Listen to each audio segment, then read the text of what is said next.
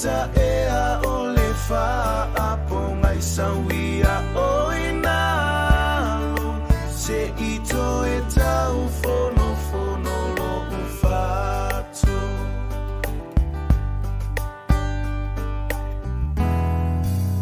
si ala e sawia o le a tafa amavae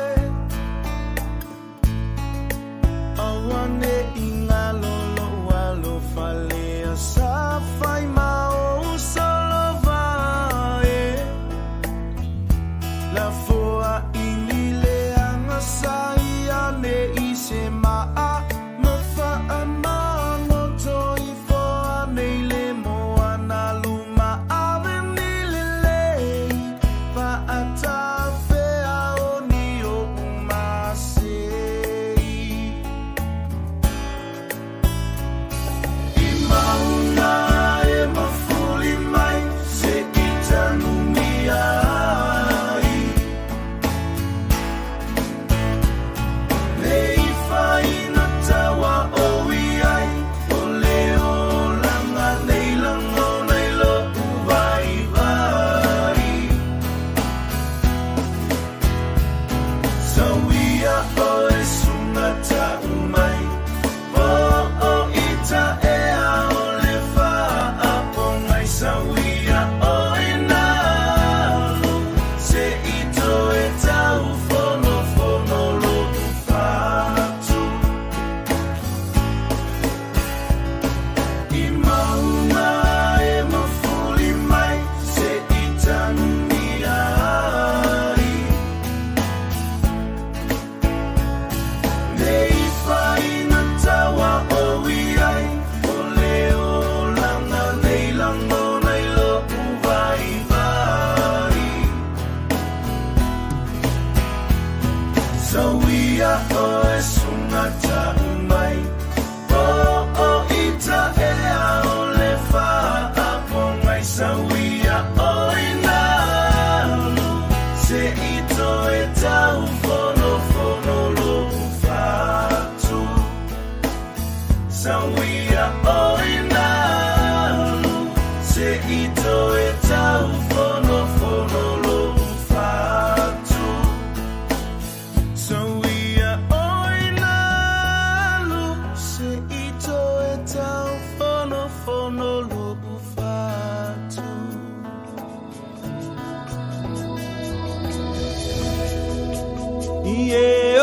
Yehova lo uatu ala upese ilepo lo fa amaoni lo angalele itama lo le amalosi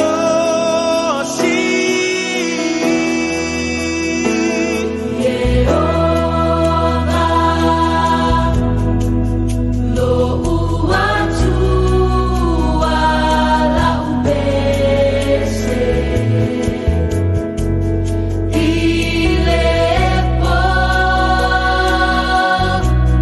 lo fa amaoni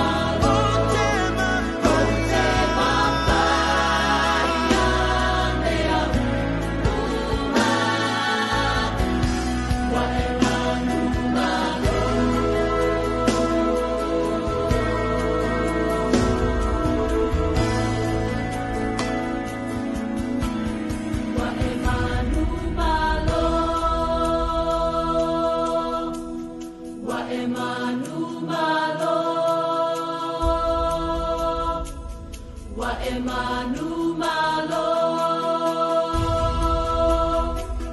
wa emanu malo,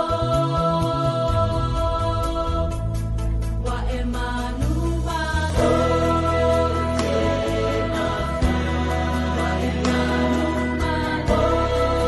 How you guys doing?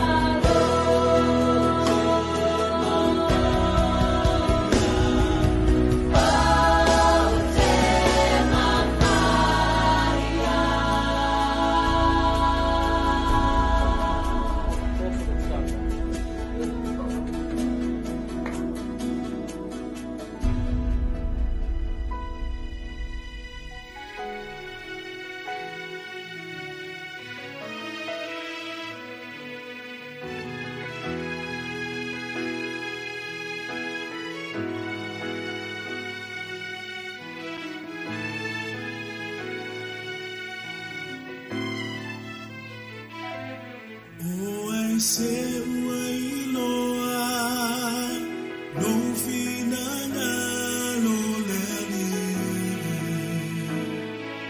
o ai se uapule fatasi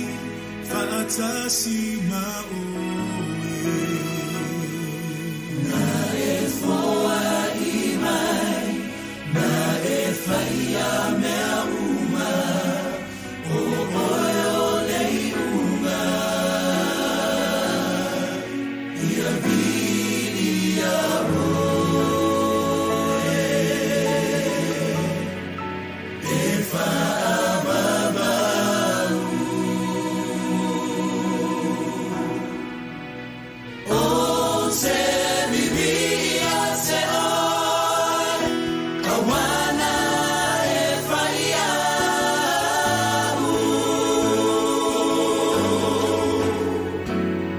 Never shall she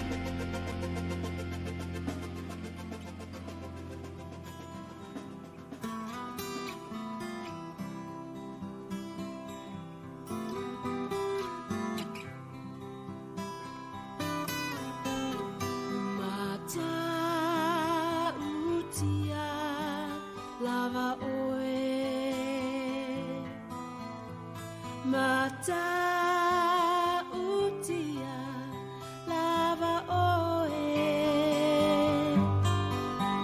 si ia elo uloto ia vi ia oe e mata utia lava oe mata utia lava oe mata utia lava oe o te ifo tapuai I lalo o a ao e mata utia lava oe mata ngofie na ua loa lofa filemu angalele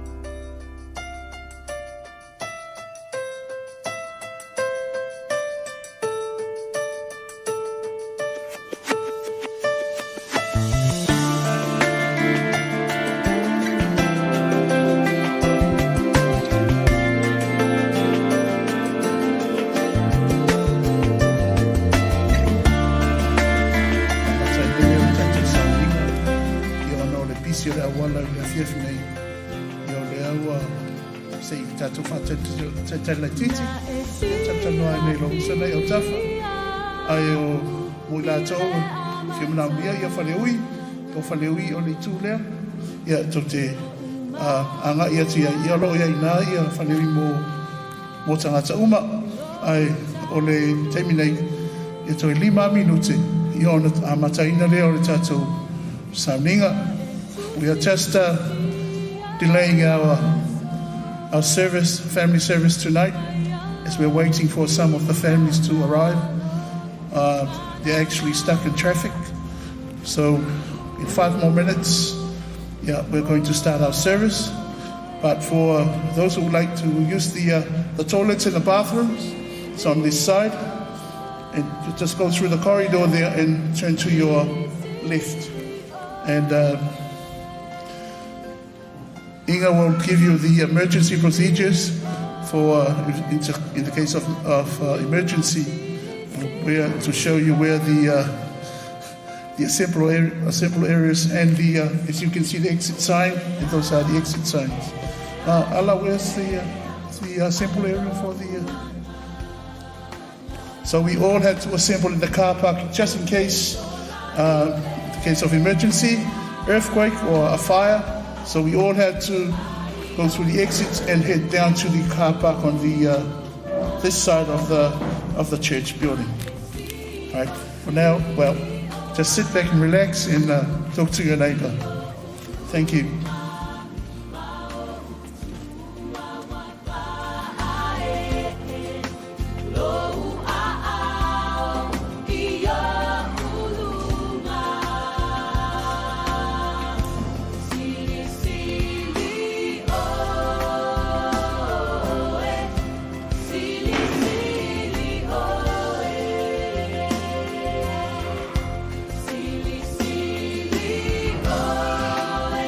Lo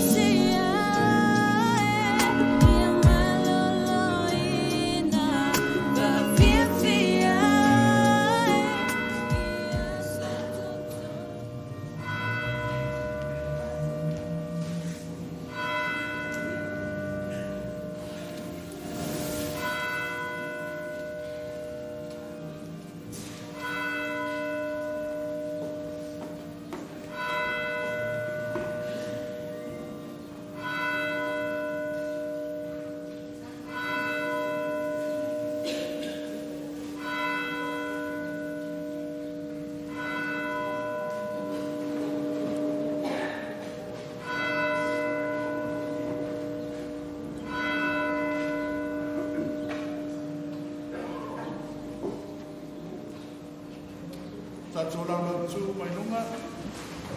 Si au hina mai ia me tino muriu no tātou tina. Ia Masani Lesa Faalaa Mua. Ai usu mai tātou pese se lau ona skolu.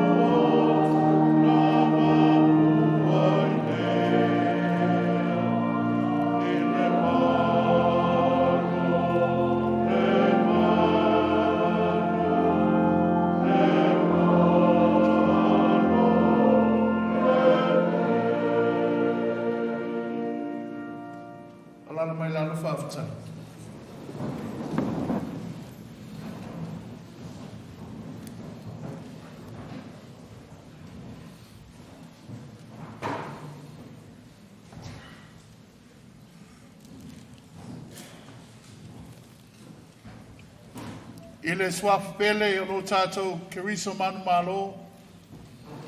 Le li o le tau tū ma le ola. O te whātā rofa atu ai. I le pa ia mane mamalu ma whai o nāu fia mai. I le lotu whale a inga o le tina. Ia māsani Lesa Faalaa Mua.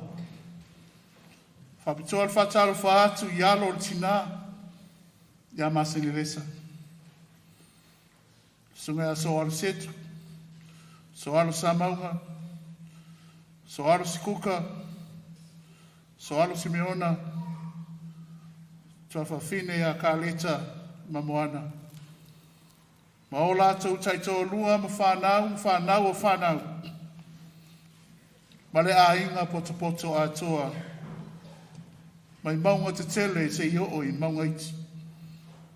Whatalo whatfo i luku whalele a lo tau a inga.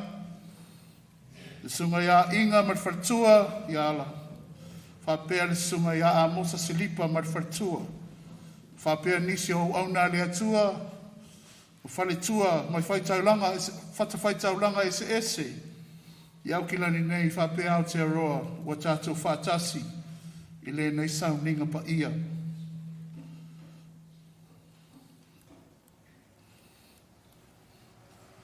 In the name of our Lord Jesus Christ, our Savior and Redeemer, I warmly welcome and thank you all for coming to share this family service to celebrate the life of Masani Lesa Faalaa Mua. We welcome all of you, and we come here to remember, to give thanks for a long life, to grieve Lesa's death, to acknowledge that letting go and separation from the one we have known and loved is hard. In the face of the mystery of death, we find strength from each other. We put our grief in the hands of God, trusting that great love to support us, and in our searching for meaning, may we come to know peace. Tātou poto mai le nei tū la.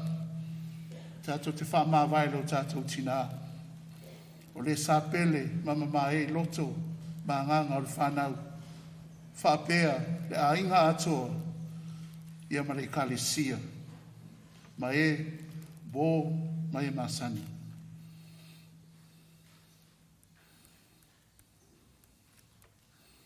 I swafa le atua tolu tasu pa ia, le tamā le alo ma le ngansa, tātou te whai aile nei tapua inga. In the name of our Lord, Jesus Christ, let us worship God. Whetala Yesu, i outou mai i atea, outou uma o e tinga ina mawhiti a vengu. O au fo i e maloloa i outou. A wau whapea lava na alo whamai o le atua i le lalulangi wa i au mai eno nā tali i e tō tasi. Ina ia le whano se e tasi e whātua tua i a teia. A ia maua i tātou leo lai whawau, tātou te tala. Le atua alo whai, ai mātou te whai ele nei tapua inga, whale a inga, alo mātou tina ele nei awhiawhi. Mātou te mao na o mia le awai mai o lo nganga pa ia mo i mātou. Si e whātutu muina i mātou, le mana ato o toa mai i a te oi. Ni a moni ma whamaoni lo mātou o atu i luma oi lo mātou o tua. Si e tafi e sea le loto whanoa noa, ma le roi mātou malingi i a te mātou. E atu watu ato o tolo mātou whātuatuanga i a te oi. Tō mātou atua e tō tasi. Mō mātou tapua i ati oi le anganga tasi. I nea moni ma whamaoni na mātou tapua inga whaia nei. Whatasi mai a oi le amatanga o le nei sauninga se e whaiwina. Suafo Yesu ke risolo mātou li i mal whaola o mātou wole matatalo atu ai nei. Amen.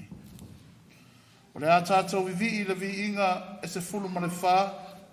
Yesu o le suafa lea ua sili e se ia, i suafa o malava ua mātua pa ia.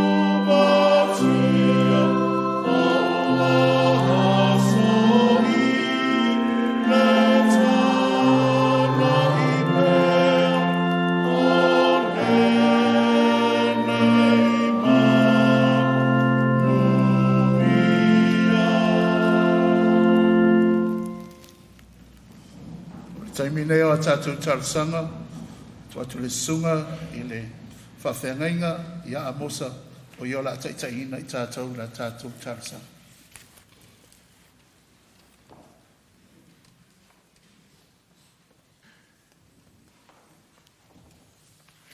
O le a tātou whamaulalo le tua talo, tātou i foma talo i le tua.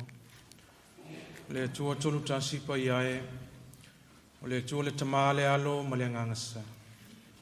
O le tua na e fōfua, na e whetalai, na e whatau nuu, ma e whamanui. A o le tua foi, o le alofa, ma le alofa muti muti vale umalapa. Le alofa lava lea wa mwhai e ona mātou tā la, pui pui alo malu malu, i le nei tū la o le afiafi. O i lona i sila fia le wha moe moe, o le sauninga wha le ainga, o mātou mai ai e pati patia o lo alofa ma lo wanga le leilo mātou tama.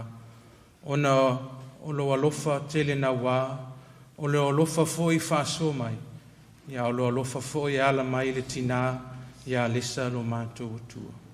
O mātou talitonu ma mātou whātua tua i lau fio. Awa e mātou i tui e o ona le oti lo mātou tama. O mātou talitonu ma le loto atua. O e liua i le sua malie.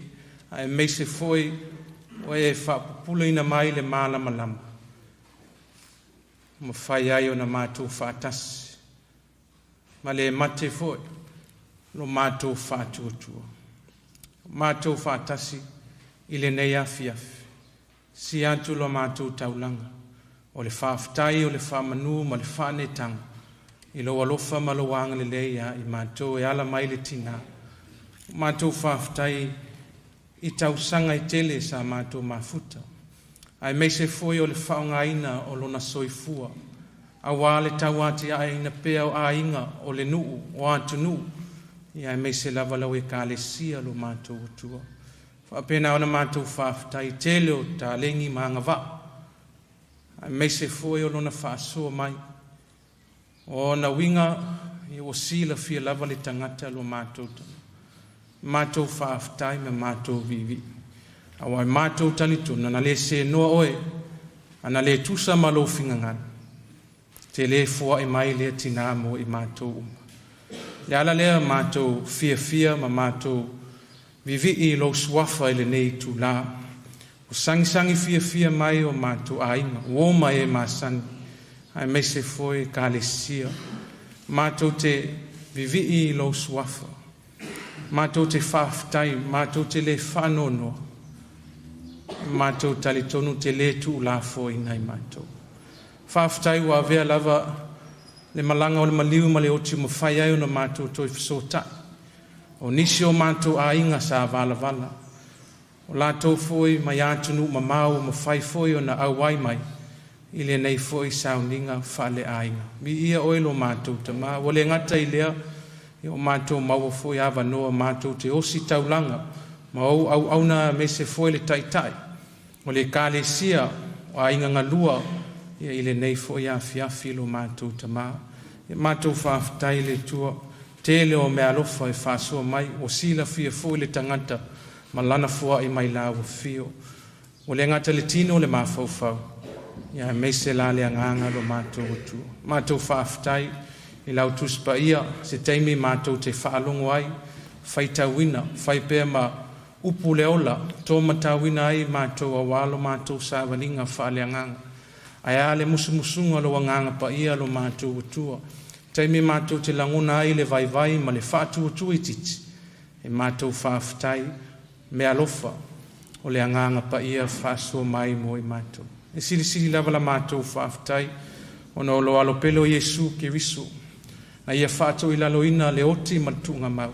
Ai toi tū manu malo mwhai ai o na mātou maua se awanoa. E sauwhanga ai le mālobo umana e saunia ma tāpina ina.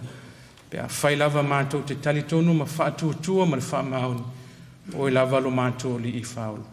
E tu maula i lau fio le vi inga le whamanu ma le whanetanga.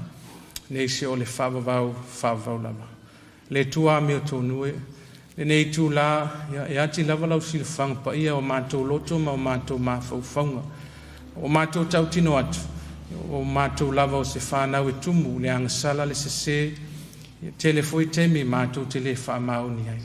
E whapena foi le tina, mātou te talo ai la wafio, ni whale te unu ni aleu, i le vā maainga o tono le kālesia, malisi uso o tangata, ia lo whangia ma whaamangalo ia te ia lo mātou te mā. Whapena foi, ona whaamangalo ia mātou umalava, o anise, o afoi ni meo mātou, so ona whai o le tusa malo whinga ngalo, whaamangalo i mātou le toto tāua Iesu ke visu, na melingi lunga le sātau, mātou te talo ia maua pia i mātou, le loto fōu mai la wafio, mātou mawhaia na mulmuritai i la wafio ma lau whinga ngalo.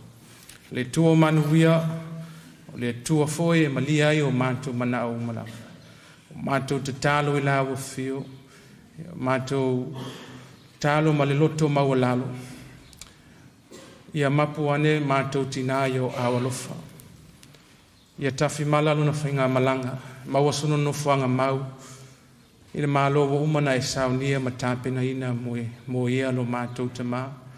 Ai mei se foi tangata ke visi ana uma, o tau simi o mo lo malo lo mātou tu. Ia e whamanuia foi, ia le nofo alo, mei se foi a inga ngalua, ia male kālesia o whano noa. Le nei foi la sanga o lātou sābalia, o le to iai le tina lo mātou tu, e le whaingo fie, a le mātou te tala, ia wha maise ma wha mawhana whana. Ma toi wha manatu ia i lātou le o le iunga leo, o umana e saunia ma tāpina ina, le mālo e wha babau. Wha moe o le tina lo tutoe, le nei a fiafia meise foi le aso a taiao, mua au mule au lau fio e manu iai me uma mātou te whaia. Mātou te talo foi nisi o le mawhaio na au wai mai. O lo tangi mai ala lo mātou utu. Ia vailu o tutusa se o mātou manuia ma e wha mawhana whana ia i lātou.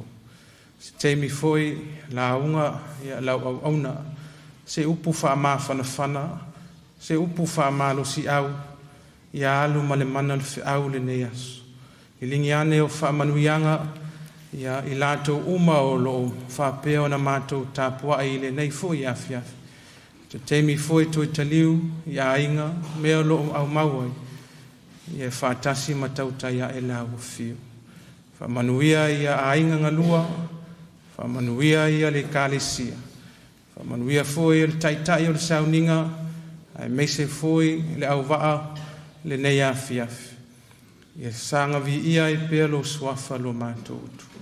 Ia le mātou te talo lea le tuwae, ai se me wale tāua la mātou te talo te sila fia wala mai pēr manui. Ia whaia lava e tusa malo alofa tuno. Talo lea la tu ia Iesu ke visu.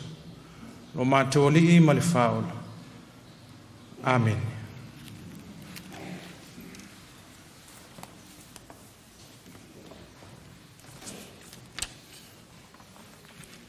Now I'll call upon Reverend Inga for our readings.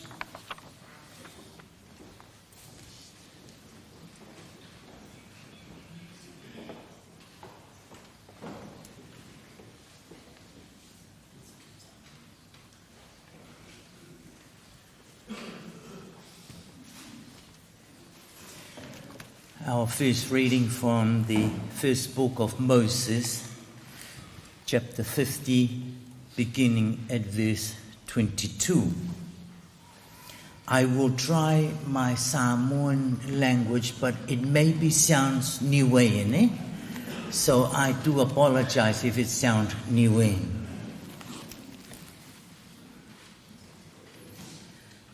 Sa nofo foi Iosefa I Aikupito, o ia a toa ma le ainga o lona tamā. O le ola o Iosefa ua se lau ma le sefulu o tausanga. Sa iloa foi o e Iosefa le whanau a Efraima.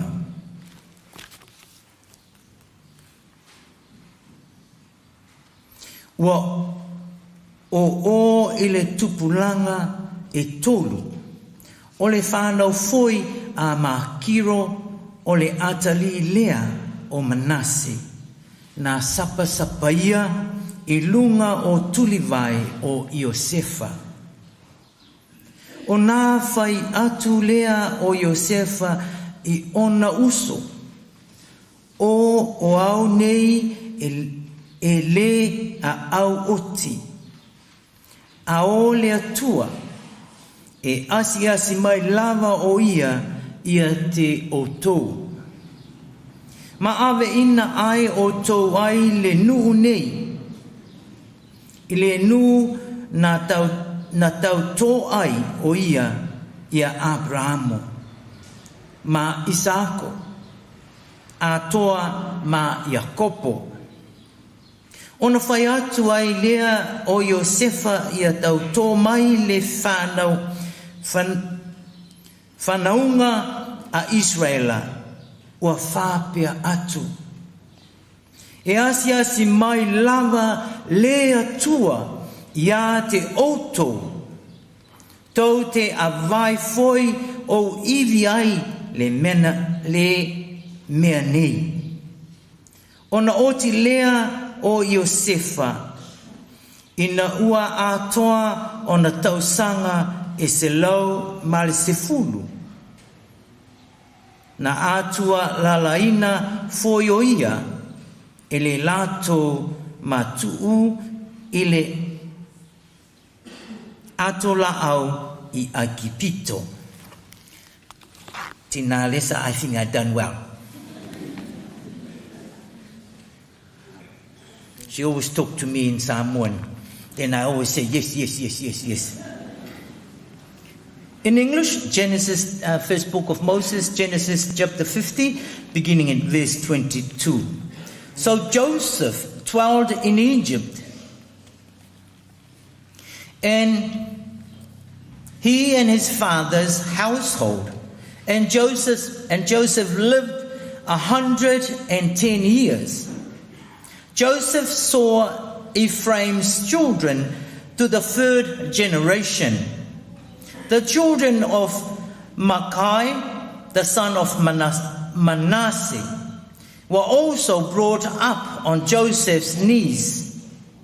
And Joseph said to his brethren, I am dying, but God will surely visit you and bring you out of this land to the land of which he swore to Abraham, to Isaac, and to Jacob. Then Joseph took an oath from the children of Israel, saying, God will surely visit you, and you shall carry up my bones from here. So Joseph died, being 110 years old, and they embalmed him, and he was put in a coffin in Egypt. And this is the gospel, and this is the reading. Amen.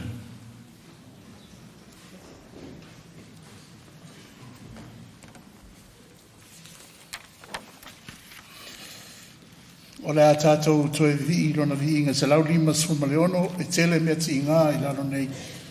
A mai a lea, I ona tu atu leo le avanoa, I lo tātou a inga, ia, o au tau mori mau, I le nei a fiafi, whaafitai.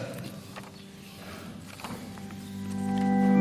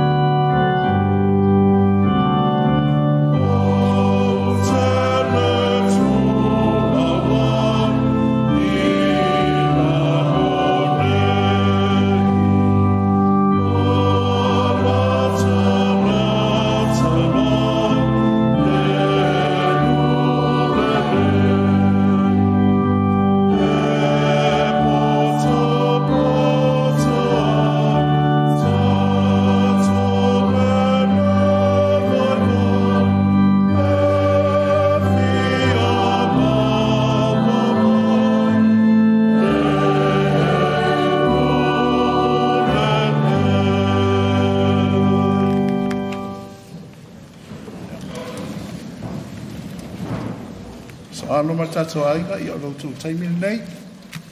Whautuanga ia a whalongo tu leisi o marli ona morimau leisi mea lo ia. Ona ai o taimini nei o tato ainga ia sumai e lumanei aftai.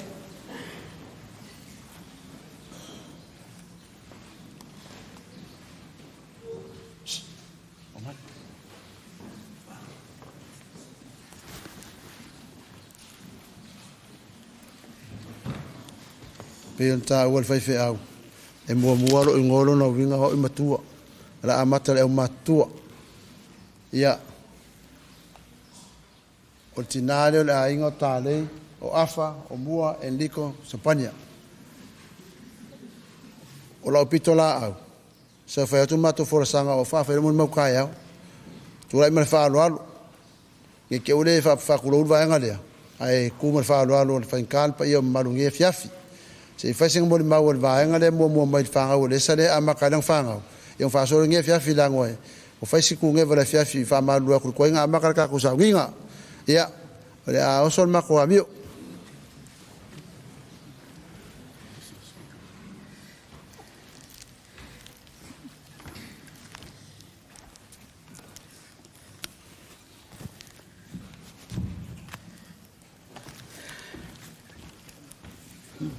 Good evening, everyone. I first met Lesa almost 30 years ago when I travelled to Samoa as a volunteer. I met her first before I met my husband, and that was waiting at the Muliwhanua Wharf, about to catch the ferry to Savaii and embark on a new journey. And she was there because I was there with Sister Peta. And she came up to me and she said, "Oh, Kalowhai, you look lost." And I said, "Yes, I am." And she said, "If ever you want to come to my place, you're most welcome to come." And I found out later, just recently, that was a tradition that her mother started in the village. Every time she went to the market and saw new people there, tourists, she would invite them over to their place in Samoa. And Lesa was always very hospitable, very welcoming, not only to myself, but to all those who were new to Samoa, especially the sisters, Sister Peta's friends, her community, and also other volunteers that served in Samoa and Savaii. I guess she would have had the first village stays, if, in the tourism industry, she would have had, that would be classified as a village stay.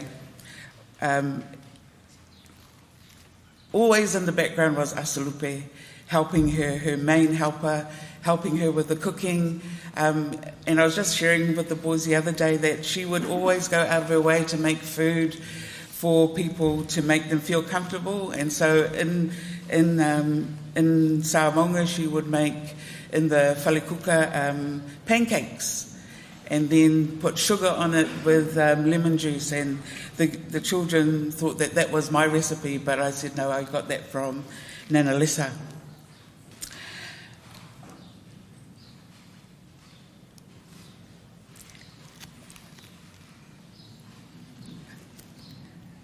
Lesa and Asalupe were very helpful to me as a young mother. When they came here to New Zealand, I felt they were so helpful. They cared for our children so much. They loved on them, gave them a whole lot of love. And that is something that I will always be grateful for, because as a working mother, it was always comforting to know that I could leave them and they would be well looked after.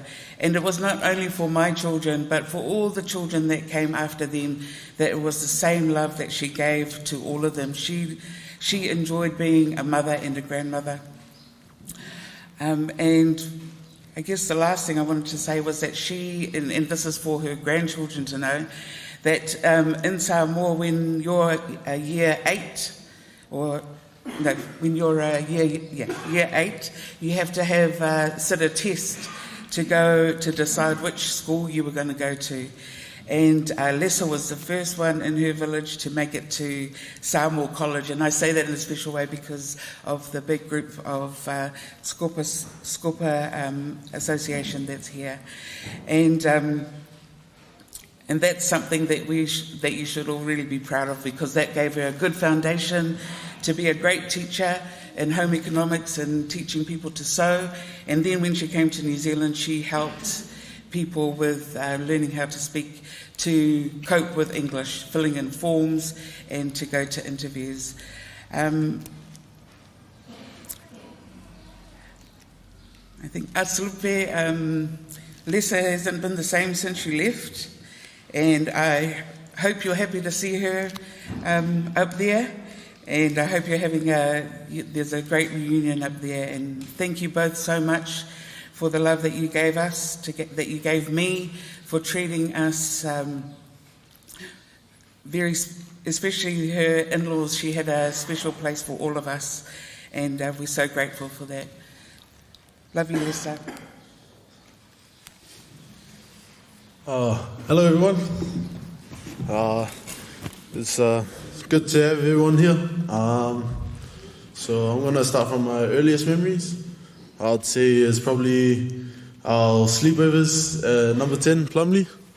And waking up to one of the best breakfasts was tank loaf and tea that Papa used to go and get in the mornings. And yeah, Nana she was a small person, but her presence was really big, and she was a really loving person. And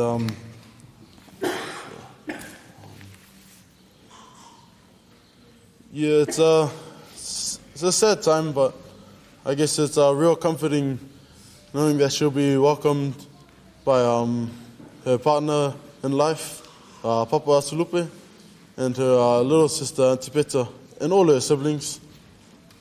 So, yeah, love you, Nana. Yep. Good evening, everyone. My name is Mua. And yeah, so the first thing I remember with Nana is when I first came here in New Zealand. So way back 2017, first days of my life in New Zealand, I spent it with Nana. So the first thing, like first impression of Nana, she's strict, but she's smart. So like half of my life, probably haven't spent with Nana. But in the first weeks, Nana told me everything, told me all the stories, all the families. And I was like, man, I have a big family. I was like, but Nana told me everything as if I was born next to her.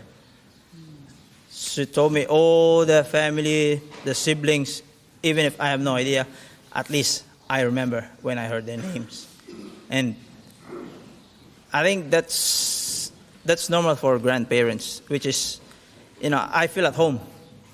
So Nana, together with Papa, and so first days of my life, here in New Zealand, they helped me. They encouraged me. And that's how I can say Nana is really smart. She's strict in a way that she wants the kids to grow up. Grow up with goals. Don't be stupid. Be smart. So that's the thing. I was like, that's my Nana. She's smart. And that's the thing I'll miss with Nana. And I'm grateful that before this day, I'm lucky. I met Nana. The condition might be different, but at least Nana still remember who I am. It's like, hi Nana. And as days pass, we see our Nana, and I was like, I'm lucky. And to all my cousins and to everyone. So the only thing is, look after your grandparents. It's like, you don't know we don't know. Only God knows. So make sure every day you look after your Nana and Papa. And that's all I can say. Love you, Nana.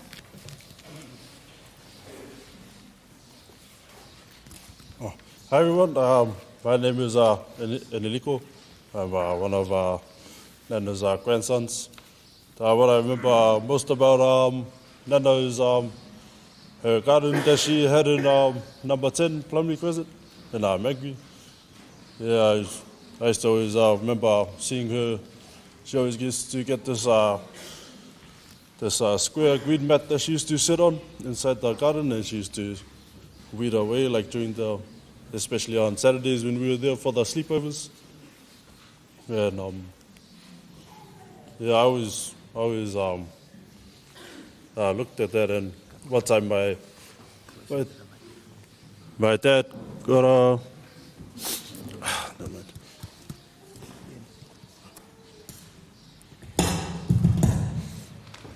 Hello.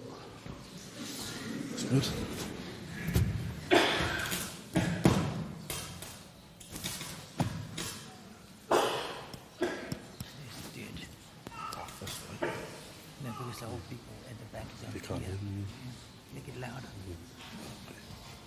Oh yeah, and then one time my dad planted some taro leaves at the back of our house, and then he got me to water them. And I remember watering them. I didn't like it at first, but then the more I did it, I started to. I thought to myself, this is what Nana must feel like, and it felt pretty good. And I could see why she used to enjoy doing that a lot of times with her garden. And I remember we always used to play rugby on the grass in front of that garden. There used to be Mosse and me versus Champ and Asalupe. Me and Mosse used to be Queensland, and Champ and Asalupe used to be New South Wales. And we used to play against each other on that front field, and we used to just crash into that garden all the time. But I think that was mostly Asalupe. He was the one that used to run through the gardens all the time. And I used to just laugh all the time, just running through there, and Nana just chasing him and trying to smack him. Yeah, those were the happy times that I remember from Nana. And I remember every time we used to say prayers at night time with the family. Every time they would sing the songs. Every time it was always Nana saying the prayers, no one else. It was always her singing it. Yeah, just to say it. Yeah, she used to say our prayers for us. That's what I remember most before she got sick. Now when they talk about Simon saying long prayers, I just think of our Nana. The long, meaningful prayers she used to say at night time. And that's what I love most about Nana. She always prayed all the time. And she always looked after us. And now you can have your garden again up there with Papa and Nana. And I love you, Nana.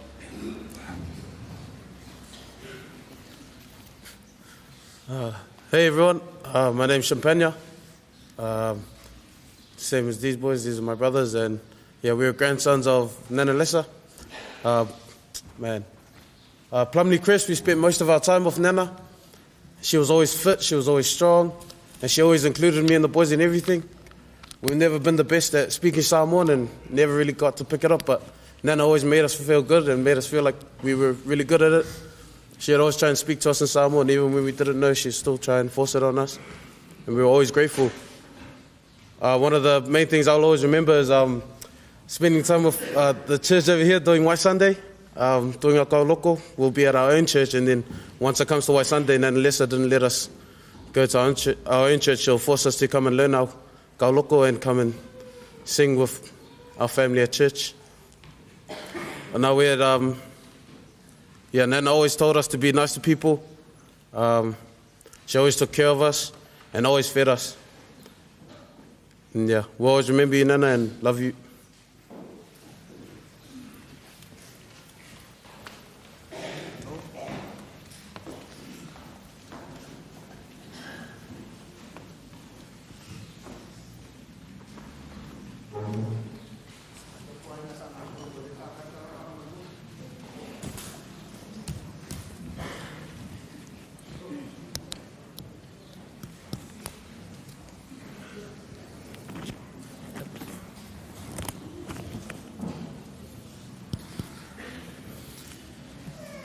Faalaa, can you come and fix the microphone, please?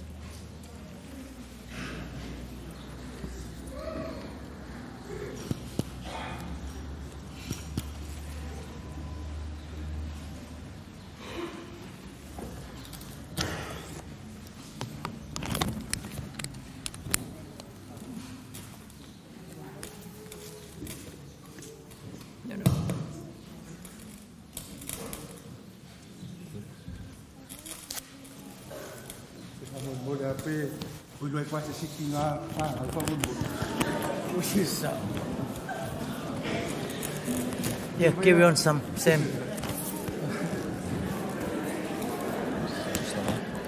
Carry on, Sam.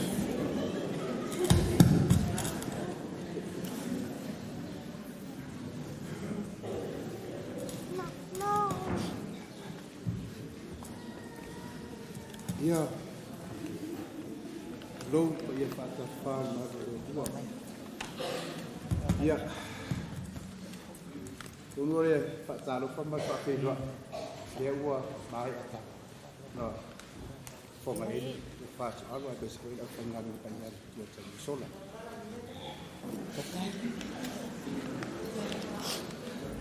Hey, wow. Said, Lesa Faalaa. Ai sa ba ngồi ngồi sio tanu bon e pa foi le ka ngồi le i lingu wa ko o ma ke ni e ro pe se ma fuanga e foi se a wala nga la ngi fa ngồi le ai o sio mana bele o lima male si fie tatu maftanga le fia ai li fa le wa se la ngona ile maftanga baltina pa wa le tanga sa molon to o se tu lo mai sa boa ia o le tau le a fo le ainga sa no fo le tu no mai lava o ta mai titi se yo o mai lava i tai mi o lo fai lava i lava na fai ia le ai le fai lava na tu le pitola au fa tau le pa tai mon ma vano o ma wa e to ono le mafanau e to atasi wat o le wi wat o le maftanga o le fili o le mea lo fasili o le matango fie le atua na fua i mo maua a o mai ai fanga tama fi ta lo langa dei tele foi fa fi tauli ai sa taula ia le langi le baba ono le to pa vai sa ia ia to luar fanau o lo ia sitalia o le vai nga matua le o seli male upu mai se foi o la ainga ua po ngai le tua le mai ta etes tolu tene matua tolu foi tamba la haiti o tama bose ma solupe ia ro ngafa mal pito la awar tama sa ma sani no fai ile tu no ile tendei ia aiwa matu o mai male ana le a mese tina se moli ale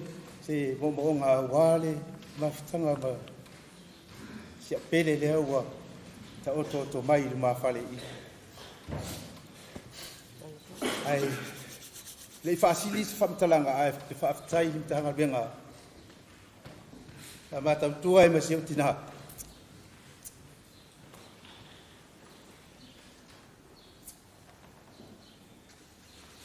e le a o ma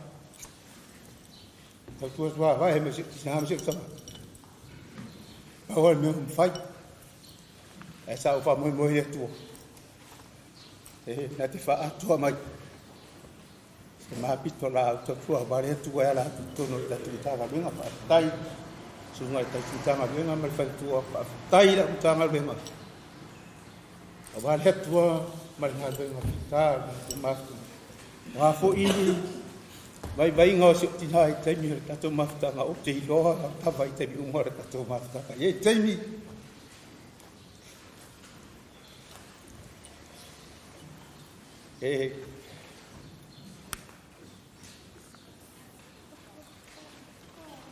solo mulie tina taba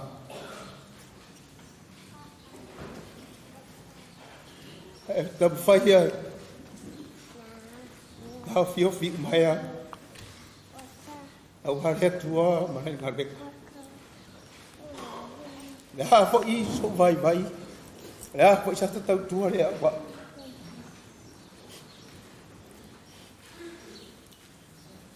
Onole mato matanga mentanga benga mafitina. Ya tom fai hale benga ta.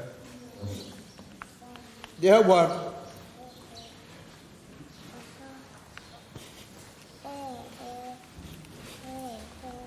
Wa dia I bos fa malu sa malu. Wa dia I foi tina sa. Tapa yai. Wahare ha benga fita sa batu mahal tu tonu fo Lenga fatau lima ma fasoa ma sitira taim ma fai batu tua ma fai bar fi aso se me hala batu put tonu ma le fai et sa benga fa ma ngai tau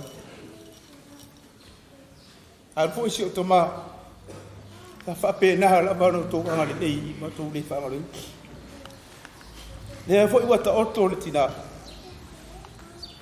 o lo fai ala ba ni fai ba lo fi mo le anga le ma le lo fai le fai fa le nga le fa tai le ni pia fa tai tele au sim ta nga benga ma fa tu ba se fo I pa ya la tu ko mai o ta tu ta nga benga tu sa mo to nga le ba un fo ma se ma tina Lesa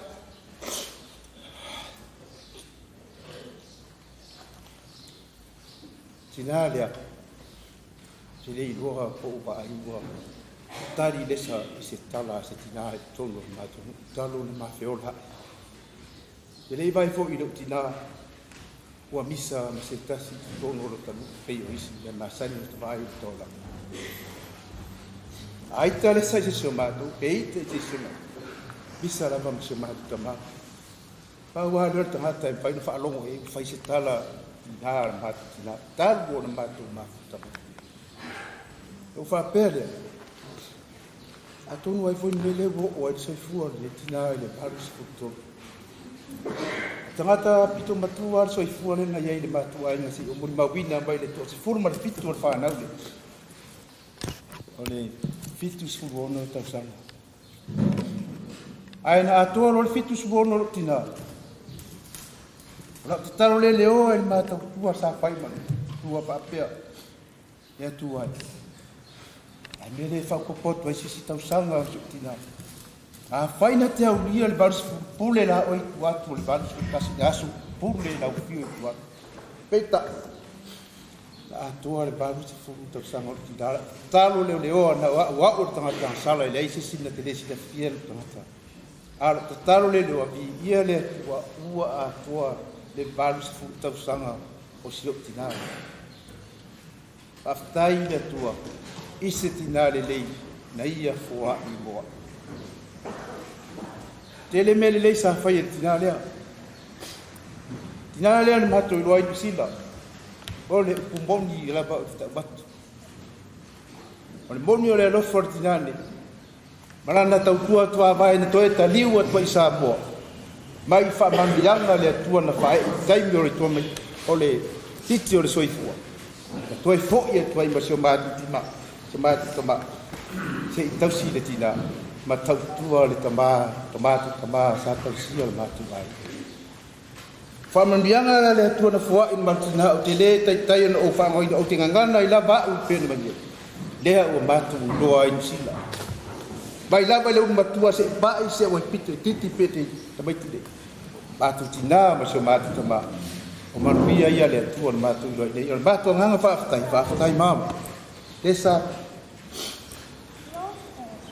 e lilo lo tino i tunga mau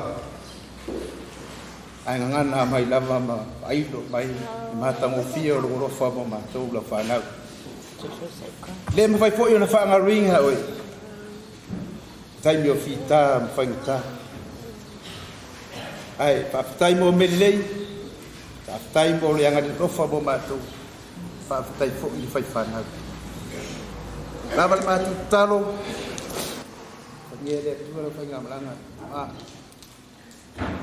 o pese no fa nga le mo ia e bia don la patinga o la va la foi se tu le wa ma halo na ta ada tu la va fa wa te ai se wa tu le tina se fai se tala ia ona fai o di fa na va ne ia sta se mia fia fino a fa lo fa tai ia fa kai no lo wa ngoa fa pe lava au ia ai ma mun mau le fai ia ai me sili le wa mun mau lo fa nga ia ai le fa ka mun mau le kinga yo ngam ngai aso ia mo mo le nga fa kai ai mai se smako e kalesia o le au ai mai mal ai mai fo ia ma ua mal fa ia fa pe fo i wo mai ma sangi mai nga alua o fa ta smai le nei a fiafi ia fa tai tele lava o le arsa o stala e winga i le mafkanga me le tina o le tina ia lesa o le iva suma dua a fe iva suma mal iva fa sa mango fo ai ka ma o ila ia i longa ainga o se kinga le lei a se kinga lofa e kele ka lei o le kinga foi nga ke o faia suinga malava i kokongu o sa maunga so skara kalava e vakuianga suinga ele nga kai lea o a onga sa ongai ma faia ongai e munmuni ngei lea onga sa iai o longo i puloku o se kinga lofa o se kinga ngalilei o lo ua makua ia tes paulea ka mai kiki sa iai iaso o le po le kasi i le lua i le valua po e ke i mai whapea mai o lo kama lima e mangingo lava o sino makua maskoi inga lai o mai whanau foi lai o mai kai whau o nga o kule i lunga pa o ai aku e sa o lava o la ua e whai o le si mai e aso rupe o chesti ai whapea mai ma le pou e sau mafua moa e wha o lai ua uma saka le fiafi au koe tangi chesti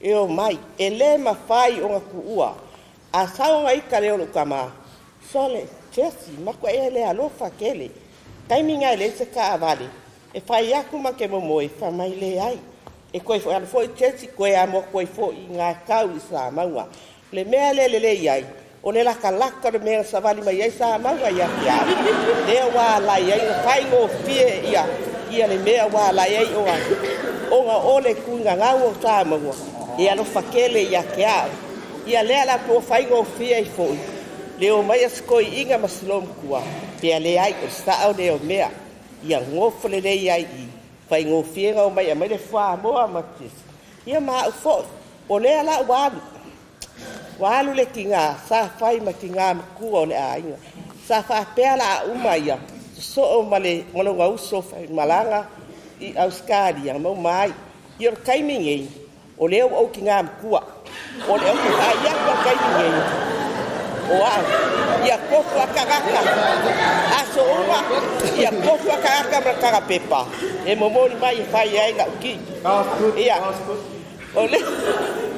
ole si kalo fai la le se kakaka se kinga e arua kunge ka sa maunga ma pelo ia ale wa ai fa kai e momoli ma wa maliu le kinga ai va kuseleo malu sma ko ikalisia o nga mai ai sa mo fa pe ai sa sa maunga e fa ka no fa i le susunga le fa pe ngai nga yo nga fa tua ai sa wele sa fa ya kwaya fa me se o fete ai fa au pa pa mai oka te vai ra singa fa pe nga kai fai go fie a e ke ala kwa fu a ko ilo dima ba e kisi o kar fia o yele mia ya ke kwa ma fe lo ai da bo o i kalo fai lo fusting o fai fe a o le a o ka man ma ko do ko ai wale ma fi ai ma ya ke a e mo de ko le nga fa kai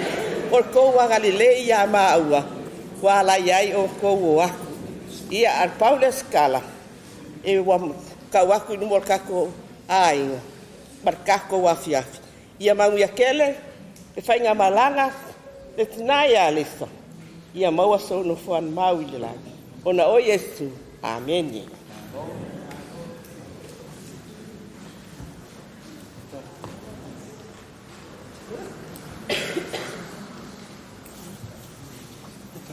So my name is Angela. My name is Angelo. I am 6 years old. That is my great grandma. And that is my great grandma. Thank you, Grandma, for everything. Thank you, Grandma, for everything. I love you. I love you. And I miss you. I miss you. Can you sing your song? Huh?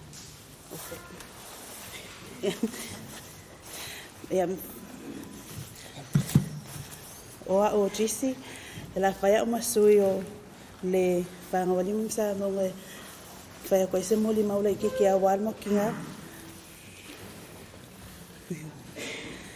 Oa o mai leo la loma kua lea. Wa me o ki maa oai e whai lava.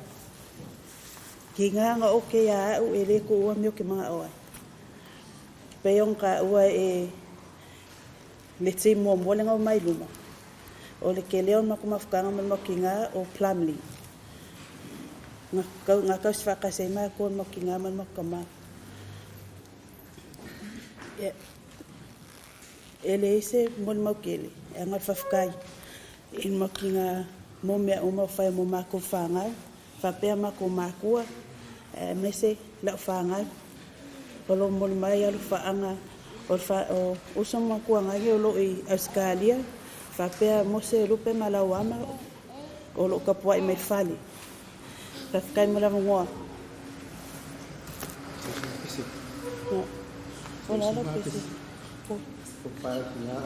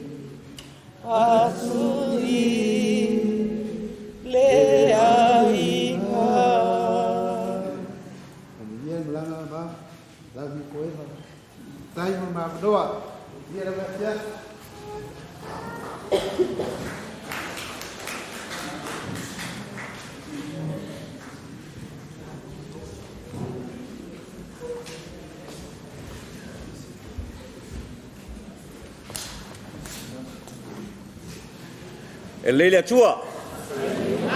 Mas está tu pati dele.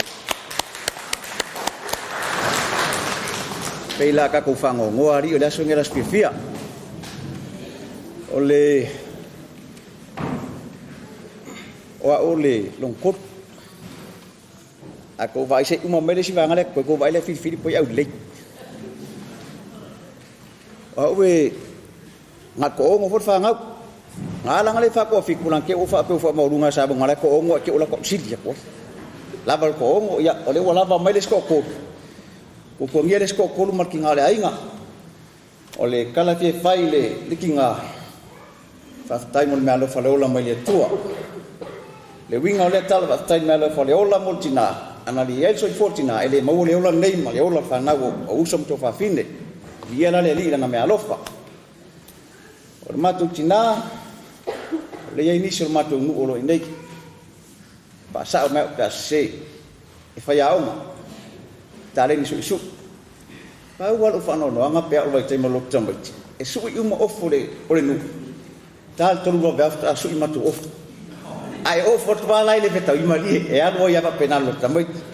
O na nganga na e le fai me fa pito na lan fa na e alo fa so stangata.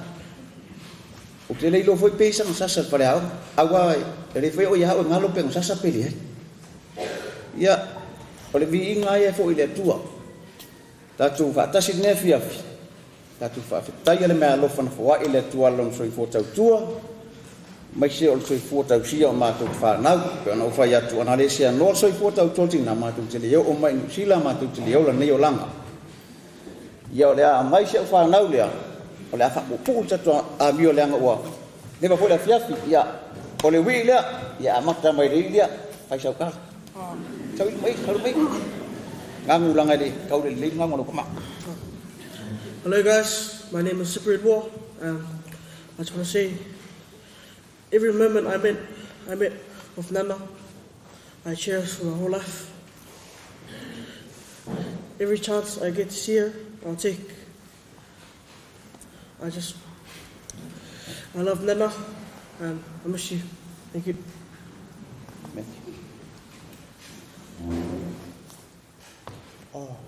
Hello guys, my name is Matthew. Growing up, I didn't really know Nana that well, but just knowing that she was there, it really helped me. And yeah, love and miss you, Nana.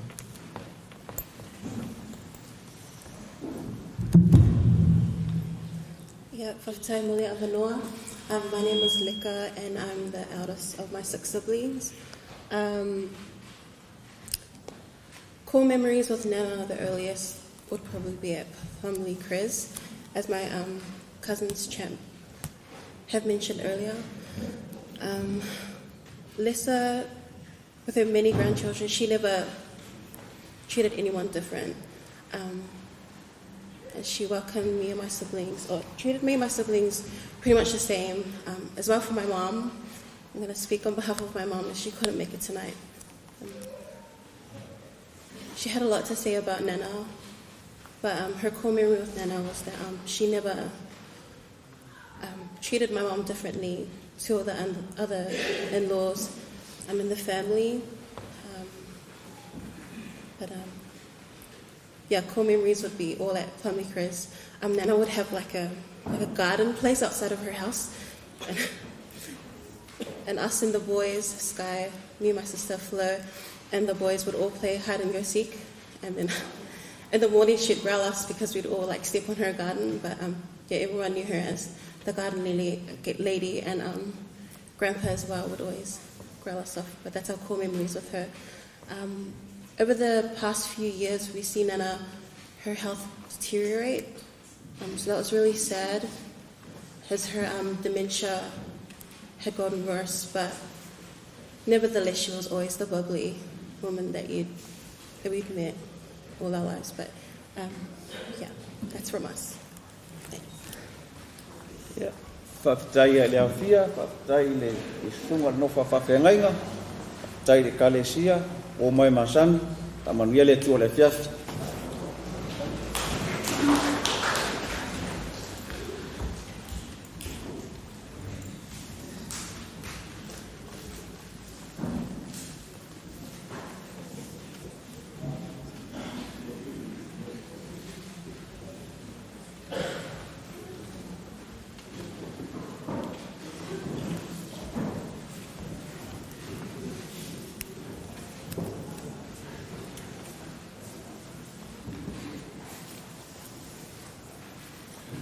Ya pastai la mole no yo wa uke longa fai kama e long ko king so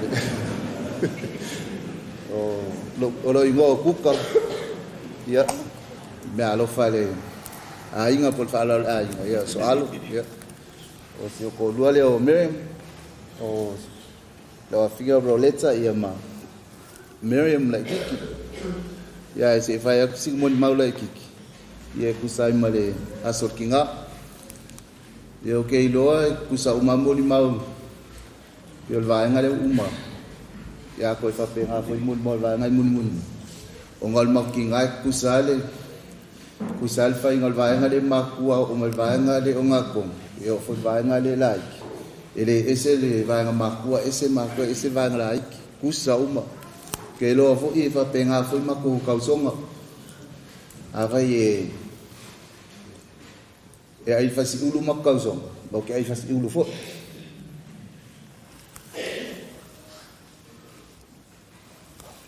E whapenga le ki ngā lea. Ngā ko ongo lang whanga umbo. Au ke loa ko se lau tanga wal whinge lea.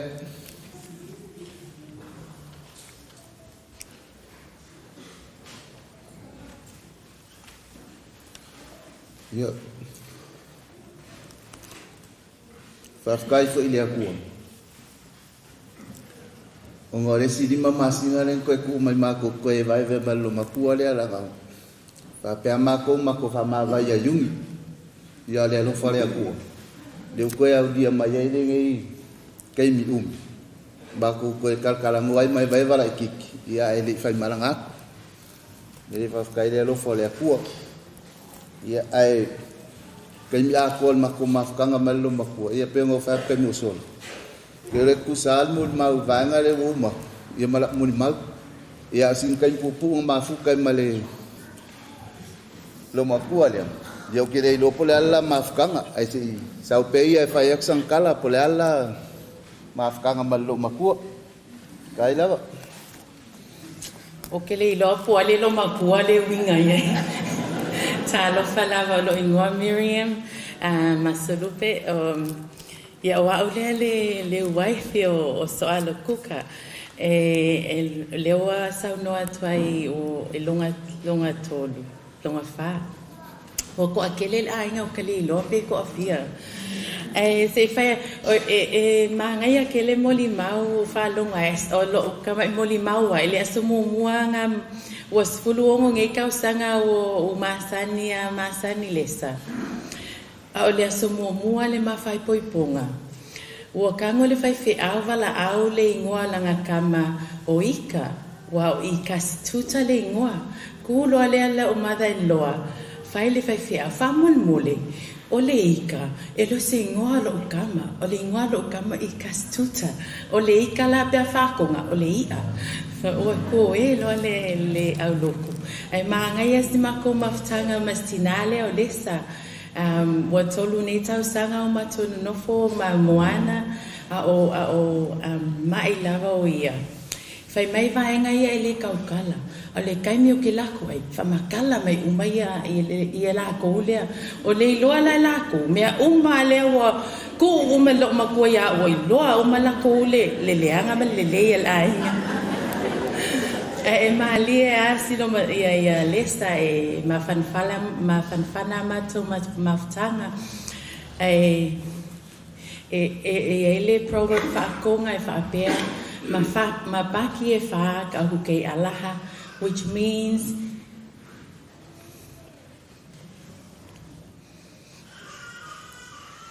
when she passes, her legacy, her love, and her teachings is still live on us. And one of her teachings is don't feel funny. Lesa, thank you for all the encouragement.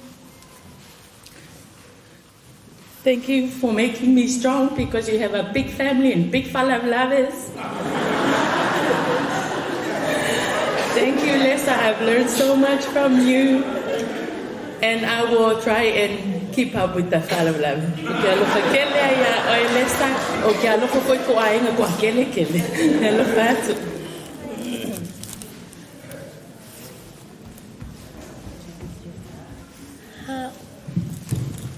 Hello. Talafalava. My name is Lesa Faalaa Mua.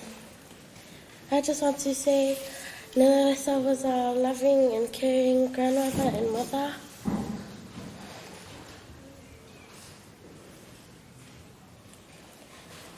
She was very kind.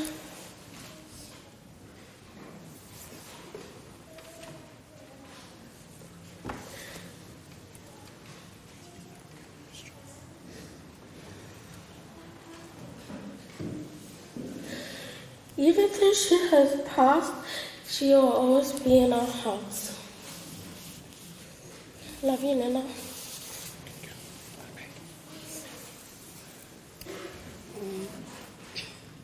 Talofa lava, everybody.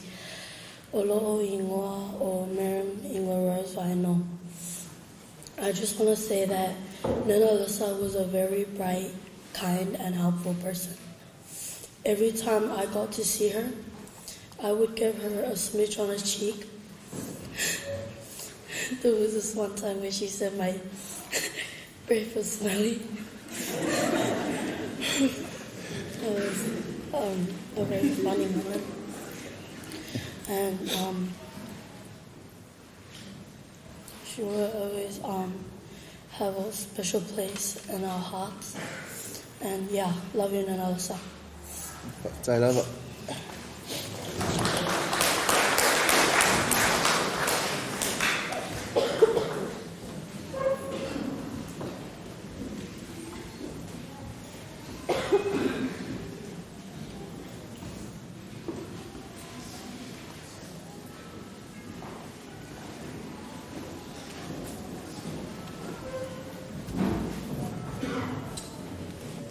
Fatalo fatu te o saulinga.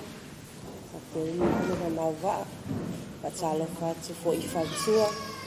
Fatalo malo le afio poto mai le afiafi. Ia ai sei. Ia o kaleta. O le lona lima le whanau wala lo matua.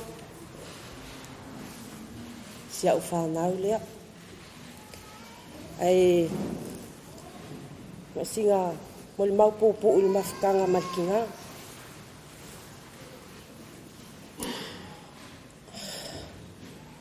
O se whanganunga ka le mafutanga marikinga. O se tinga ia lofa. O se tinga fo I ote.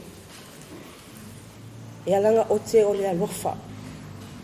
O langa oke, e a fifi mai e ile alofa, e momoli mai a mako. E le manga oe, mātou te, e ko whau mako, ma o ia muli pe a mako I awalanga o I fo I ai o nga mako. O wangi I mako, pa uwatu I le leanga le o langa pe a. O se lo matua fo I fai tama fa apito. Kai mi o mama fuka. E nganga mea ia kia u pe o anga kupe. A maa lole loto. E nganga ia kia u. E o ke loa e umang whamakala mai e lo usola ikiki. Mo whakule oi nga malo whamelo uso. Oi, awa ke whai ai o ngalonga whai mea kia u. Awa nge ka ua ia oi. E pe e lo wha apiko fo ingale.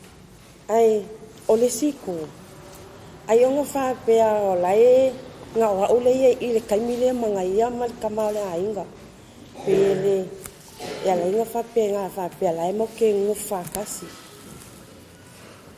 ai o se kinga fo I e fi nga I mako fa nga I mea onga ya pe kinga le pe ya lai wo mako ko e lai o le fai kongole a male e male I o le APC ya wa ia wo makukua ya wa ia per kamai kiki ala ya o winga le lo makua pe whaangalo ka ya mako ya wangi I vai mako e o fo I loku ya fiafi ma loku kaya whalonga o pesele loku ia o kango fale aka kau kuri moe ka lai fol o mai fole loku kai au e lo le ala e ka kere I pupula le loku le kai au ia nga oke mai fo I whaka o ma fo le loku ai oke le I saola lo ia fa mai ia ko lo I lima ko ka oko lalo ka koe moe pe I se kai au finga le kai mi la mo ke mafuka I oi mangile I plami. Ia, wa usi vainga lang o leo lang o lomoko. Nga mo whamakala ko e so ia pe o le. Tina matua ia ni wa le whamela ki ngā makua ngai ia ma le uswe hambiawa. Tā le ia. Lako wanga e mau waimoni mau lomotua. Ia ko mafukanga mau. Ma ko fo ima futa e fafuta. Hello, my name is Setsu. I just wanted to say to Nendas that I hope you see Papa and Philly and Masani. If you're still alive,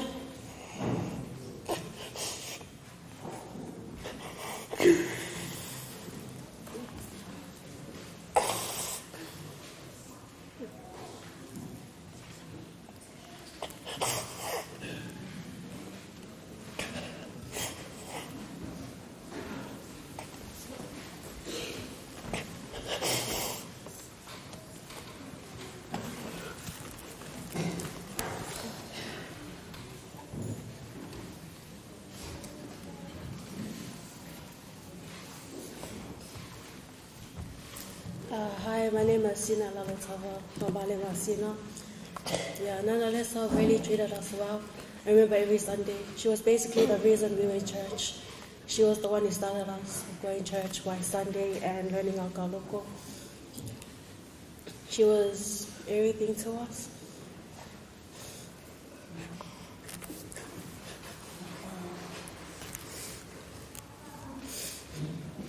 It was hard to find out ever that she died. Especially since we left her on Sunday, she was perfectly fine. We asked her, she was fine, and she smiled at us.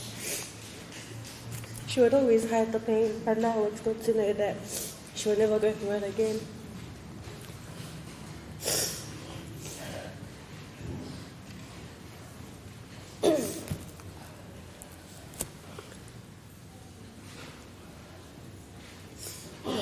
It was every holiday she spent at our house.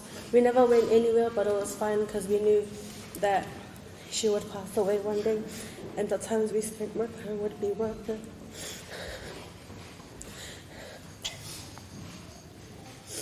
So we never went out anywhere with our friends because we knew that we had our grandmother all the time, and that one day she would go away, and we knew that we always spent our time with her wisely, and that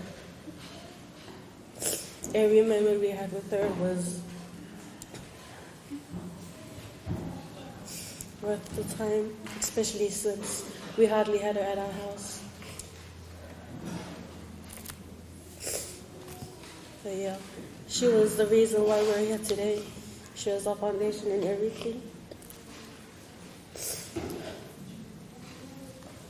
They will always love you, Nana Lesa.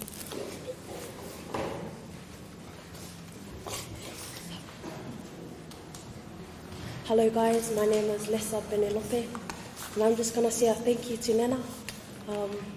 Nana, I want to say thank you on behalf of my siblings also, that for teaching us to ngā mea. And even on our first day of school, you would give us blessings and love. And I thank you for your kindness you bring to us. And now since you're gone, the place won't be the same without you. And we miss you.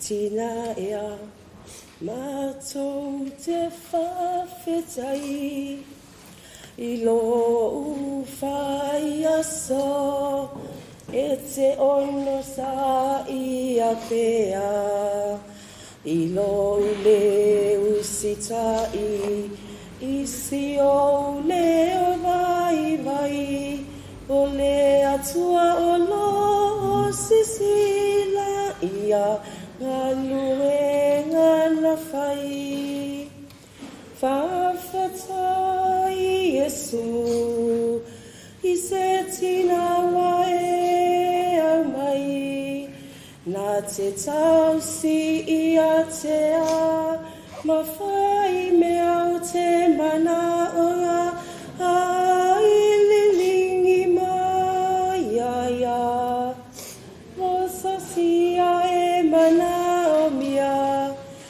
whanau umanei, ina ia o la fia fia. Soifua, ana o Yesu. Amen.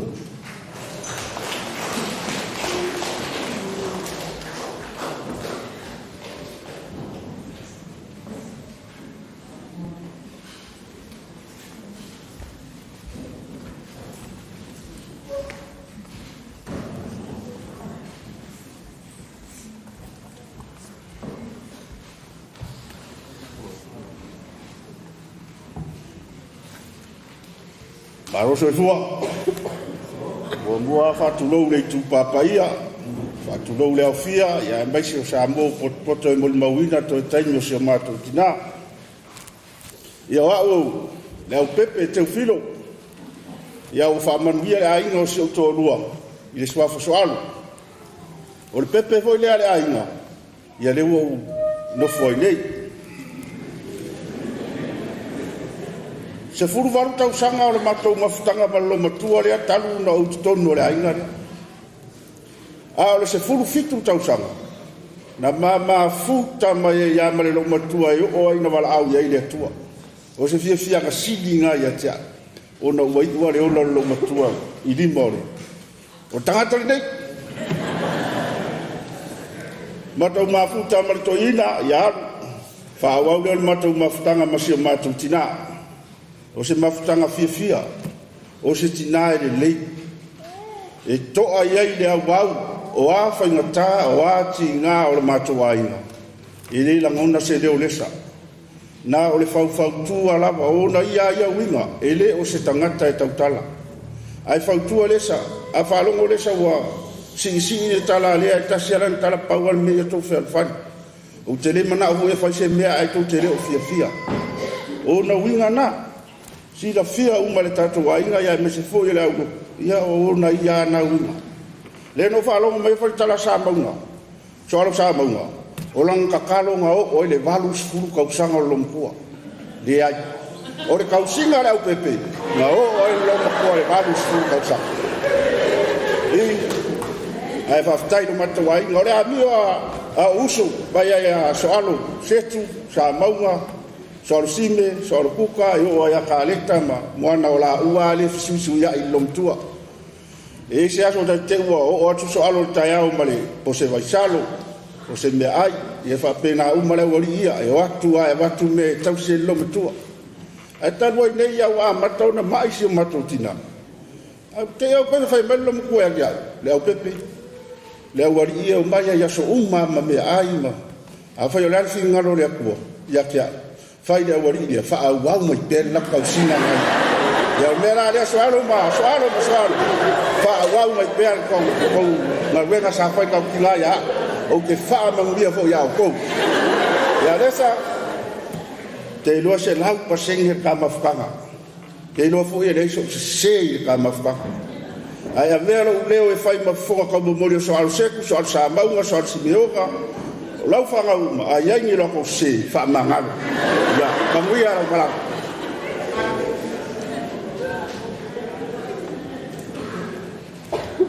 Malo soifua, ia. Yo a o, ke lau wa spausi la fia uma, o a o moana, rowena, eukaliti, asolupe, o lo ingoa. Ia wa o fo i o le pepe le lo makua lea. Ia. Le o moli mau waku ia le kama au la moli mau le mama fanga malkinga lea ia e fai a singa penka lo mafanga malo kinga o le lo makua e yo nga winga di lo fele le ya ma ko e le fa ali ya mai luma ya ma ko isi kai o le kai mi o ma ko ma fu kai sa mo o le sau wā ia, e whai mena ko e le whasia la ko a ko una o whasi uma ia, le wako umai na ia au. O le ke mangpua se kise o aso ngā ika ia o le whiu e whaakonga o ke le oanga ko mea le whai mai. O le oke lo ki nganga whai ia au. Pe ia wanga kienki whainga wha ngau pisa ki o aka se kulo. Au sau nge o wa ai ka ngaka ia ku pisa ki o aka.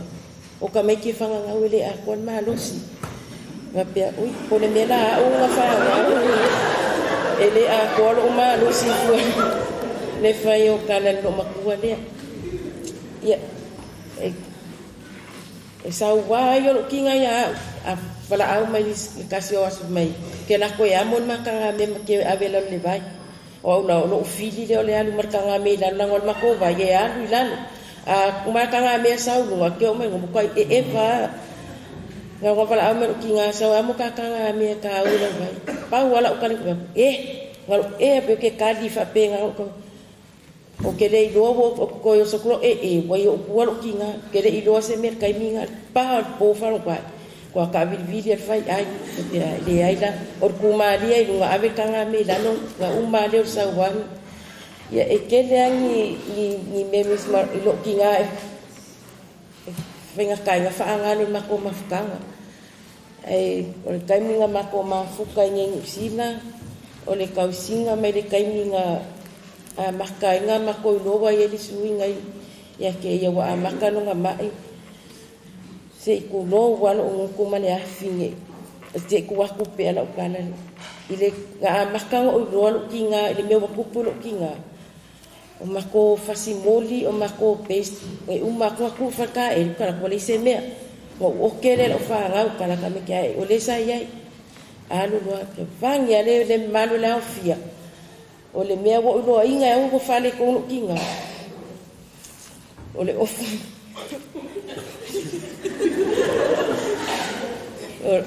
mai ofu e ke le ko lo ye kasi le ofu e ke wo lo mako vangi no ofu la ikikilang mu ke le no pe ye se fe au o avaku le ofu lang mu le o avaku le ofu lang mu le ko lo le ngai lo makua mako ya fifi man ko ngoli ole aku pe e fa kala mani ai pe le waka o mai lo ngol mu nai pe le lo kinga lo ko ruan le o lo ke do le pai le ai ya mase sorry ya ngai kinga i ko lo ngai ko ngani pa le fi ke u wa e lo makua se o fo ngai fifi ale ke le o fo le ide ya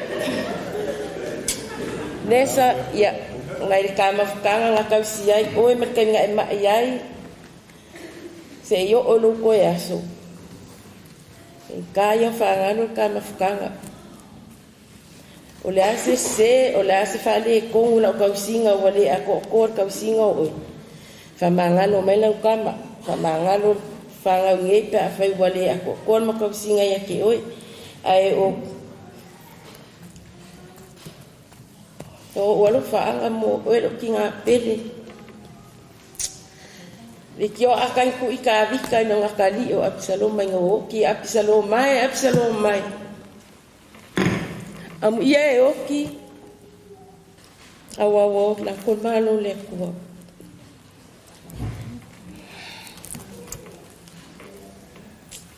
kene lo pola le sia o mia vai bo mala ko singa wale kamali kinga o ka defia ka si fo no ko lo mala fanga ngi kai sia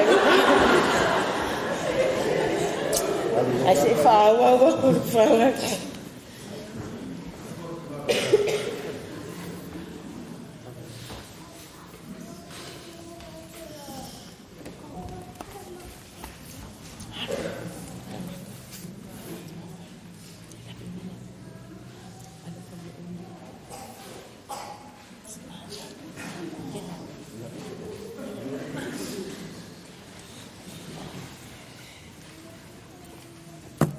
Hi guys, sorry. I want to speak someone, but I might butcher a bit. But I'm Fiona, and I was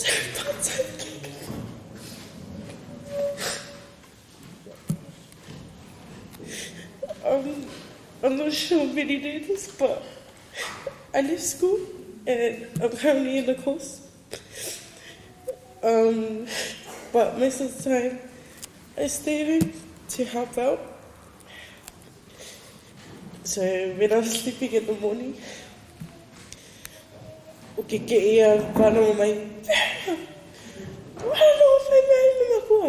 but then I'll just do it, and I'll sit there and I'll talk to her. No replies, but she just smiles.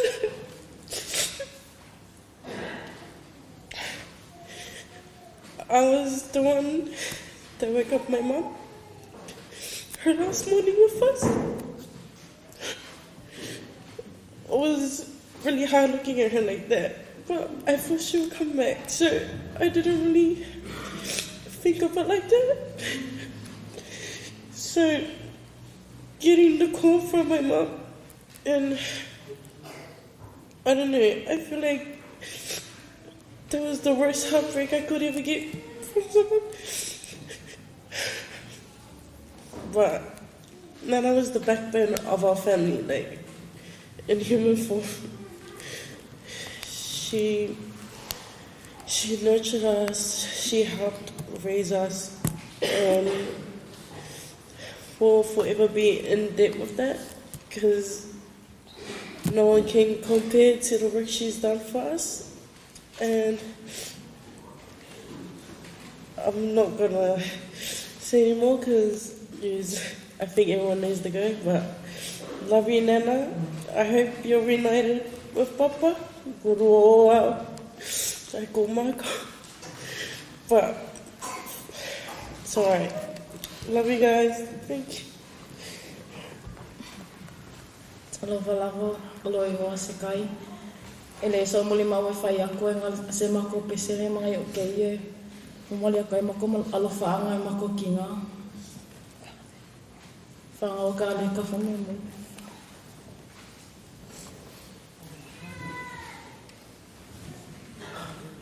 Maro Lesa.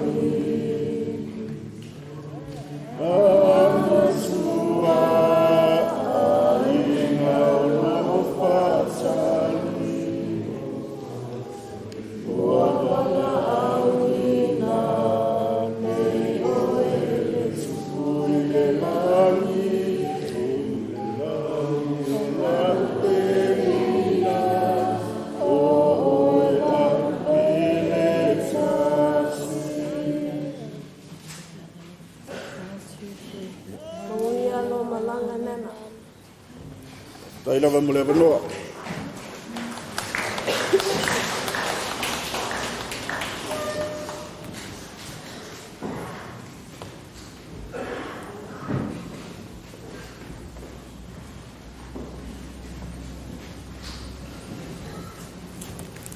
Io lewa mai ia moli mau al fana o Lesa.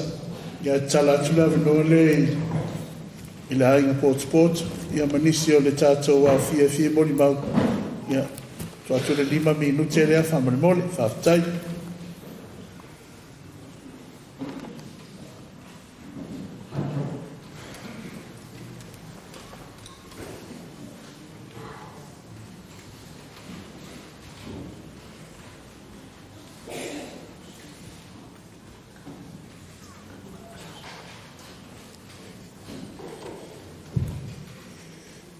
Ia, whakalo whakungi kula o le fiafi.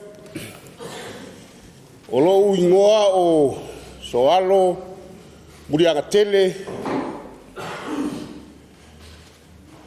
tui fe ai le panga al fosio Mateo. In English, Joe. Ia olo tula ia tui ile ia fiafi o le atali o le tuangane o Lesa e mātou te nofo i Australia. Ia e whai atu sina mori mau e winga le maftanga ma sina i Lesa. Ia o le upumoni mal wha maoni le awhia le fiafi o mātou fo i mal mātou. Ia e le tele se mātou taimi mātou te mafuta i male tina i Lesa. O na o mātou foi mal mātou no foi o mātou mātua sa afsosoani le lotu katoliko. E na mātou ta amilo foi le mātou i le ngaluenga o mātou mātua. A ele mawhai eo na ngalo le mātou whasino manga. Le winga la alfa mtalanga le nefiafi. Tina i Lesa sa ia whaia le tautua alo mātou a inga i sa maunga i lalukava i sa maunga. E o lava le taimi na malanga mai ei Lesa ma nisi o le whanau ma le mātou a inga i New Zealand nei. O Lesa lava sa asua le ipu vai ma ia whaia le tautua alo mātou a inga i si o mātou nuk ma le mātou a inga i sa maunga. Ia o le ala wa utula ia tua le nei tula le afiafi. E moli atua isa mātou whaafetai ma sa mātou whaamāloi le tina nei. Awa o e toia o ia ma le tasi o mātou antis po o le tua whine matua o le mātou tamā o lo i Australia le taimi nei. A o Lesa lea sa ia whai le tautua le mātou a inga. E mātou te momoli e toile mātou whaftai le tina nei i lona alofa malona tautua mai a ea o le ua mātou ai i nei atunu ona o whamanuianga i le tautua. Whaftai e toi fo i lo ua wanoa le ne fiafi fitalenga i aso al setu ma le ainga sasa o lo ma lo mātou ainga i New Zealand nei. I le mawhai o se awanoa e whai eisa whamatalanga. Ai mānaia le whaalongolongo mai na watu sol setu. Ka mai pe whai sa mātou tala. O whai atu ei le ai. La umile a fiafi. A wata nofua mata whaalongolongo mai fo i mori maua. A uso nei matua whaafine le whanaua Lesa. O le ala leo lo tu lai atu ai. E se le mānaia o la ta whaalongolongo. Mori mau, ai mese ale mori mau ale sunga ia so alo teo filo. Mahalo so alo le au pepe. Sa o le reila mori mau. O maliu wa Lesa o e tausi. Ai ese lo whano noa i lau mori mau o pei fōringa o maliu la sa te si iwa pe. Pei via. Ba ngai o maga ia lau mori mau wa pe. Kakare pei fōringa o via wokin maki ngari. Ai mahalo so alo teo filo.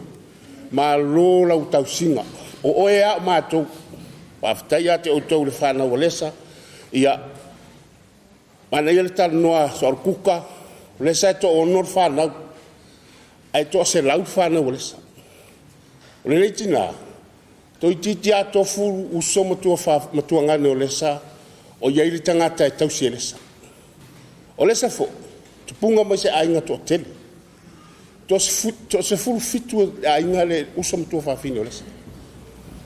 To tele a inga le a fika la ier ko a kele o leo ngā kupulanga le imako. Na fufu. Le tau si fo e lo matua le nei. Ia le wha umia sa whamtalanga Lesa velu le whata wa. Mori mai alo whaanga.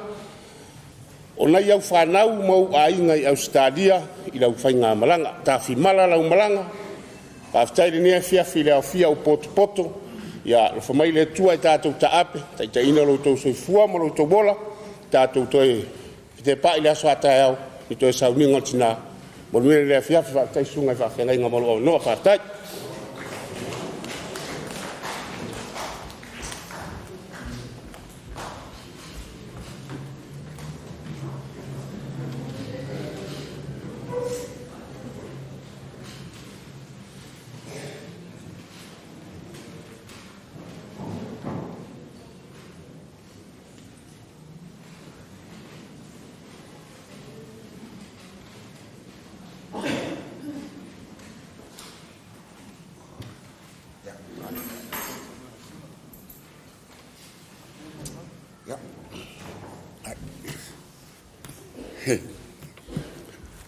Ia, e mga kua vevela le fala, ia ngai iai le ngei foi afiafi. Au le anganga o le whawhikai, i le pa ia o le au whainga luenga le kua, mai se foi le kaikai. Ia, pe o ngā maua ai le avangoa, whai e se moni mau, ia i le kinga i a lesa pe o ngā iai. E le lei ale moko le pā ua sila fia, e foi o ka ua fo.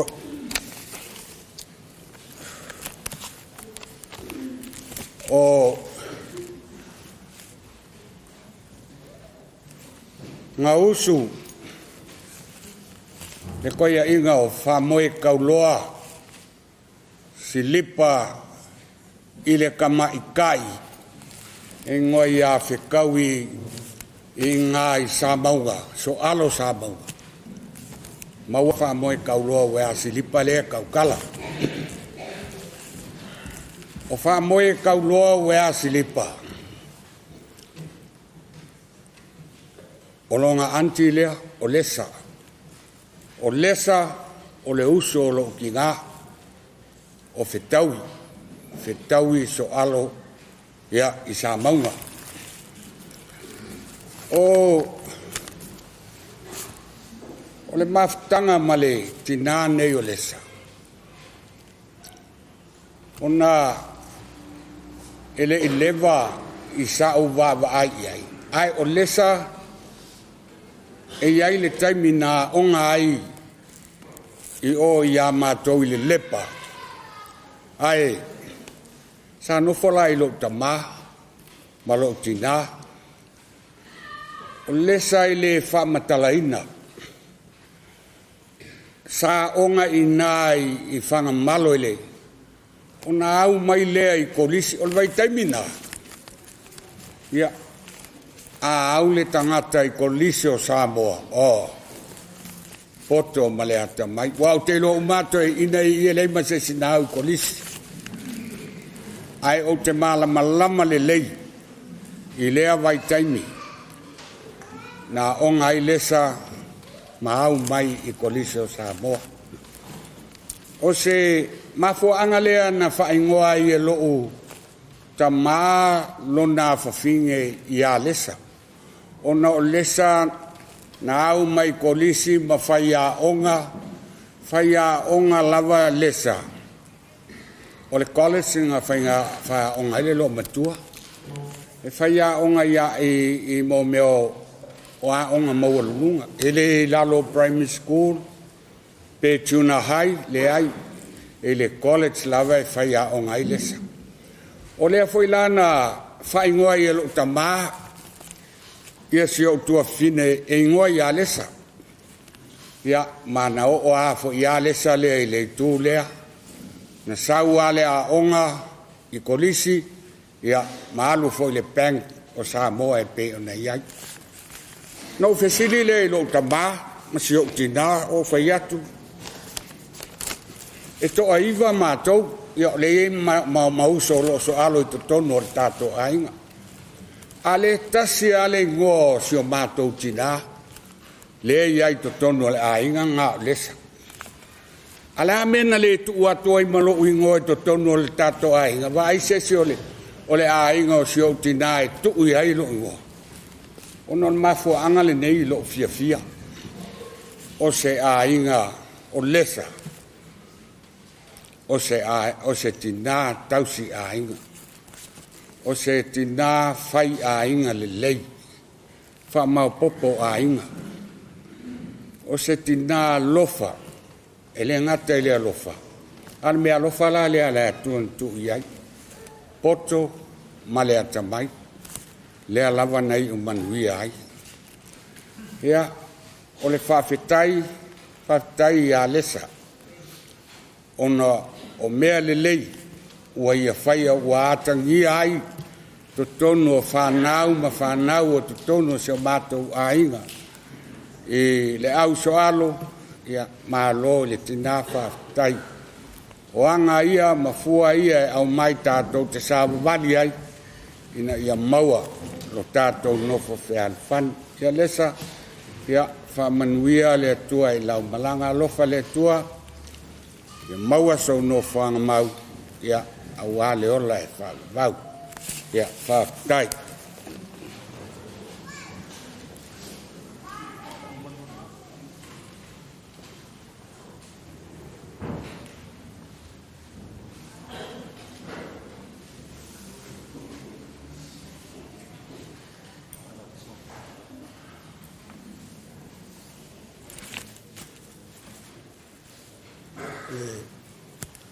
Whaantu lou I le. Tai o saudi ngama. Pa ia o whainga wenga. Ai. Tu lou foit pa ia o poto ma. So mai mantala mai au. Leo o malu tau e ai. Le mota o le tua. O lewa ta oto ai o lo na fine ma zauni e nofo tupu fantasi ma ia pa ia mama malu le yaso ele to o isi tala le anga fainga ta o le tua o le pule lele ua ua tō, ua le tu ele, hao lele ua tu tangata. Ia nei fasilingia, hao ai le tamaititi, ma le whanta wa. O le ngoa, o sa eni, o le tamaititi, mai sa maunga. E ai upo e masani ai o le amatanga o se mea e a fua I se whaiunga o se si mea. Ua lewa o nā. E ai le taimi ina ua o mafuta atu. Le tua fine a taleta. Au nofoi mesi road. O na tau lea o lo ungoa. Ngau lai manino ma malama le tina. Ona sangi fia lea. Ma fai maila na tala woi whawhetai I lea tu. O auto e mafuta I whanau a lo tuangai. Au te le mamalama o te le loa. O se mātou foi whanaunga ia e le iasesi e malamalama I le vaenga. Le anga o mātou ia na nonofo ia pia, ma whiola I pia. Ia toi fo I atu ngā I le ia sau le aingo le mātou tina. Au ina whato atala tala I lo matua whai mai. O lau tama o le ulu matua mātou.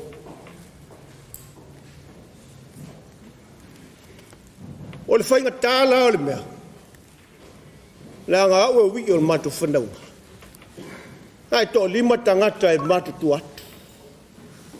So se mea la tupu e wala watu talita. Ua au tele mafuta tele ei. Ya soalo. Na pe al maua mafutanga lea lango. Taleta na lai o na owo I tonu ma lo ai lea. E tele la mea sa whaia la inga ma whai lo mai. E kaleka. Au whai atu malia e oe le tua fine. E iai ale taime e iai le aso.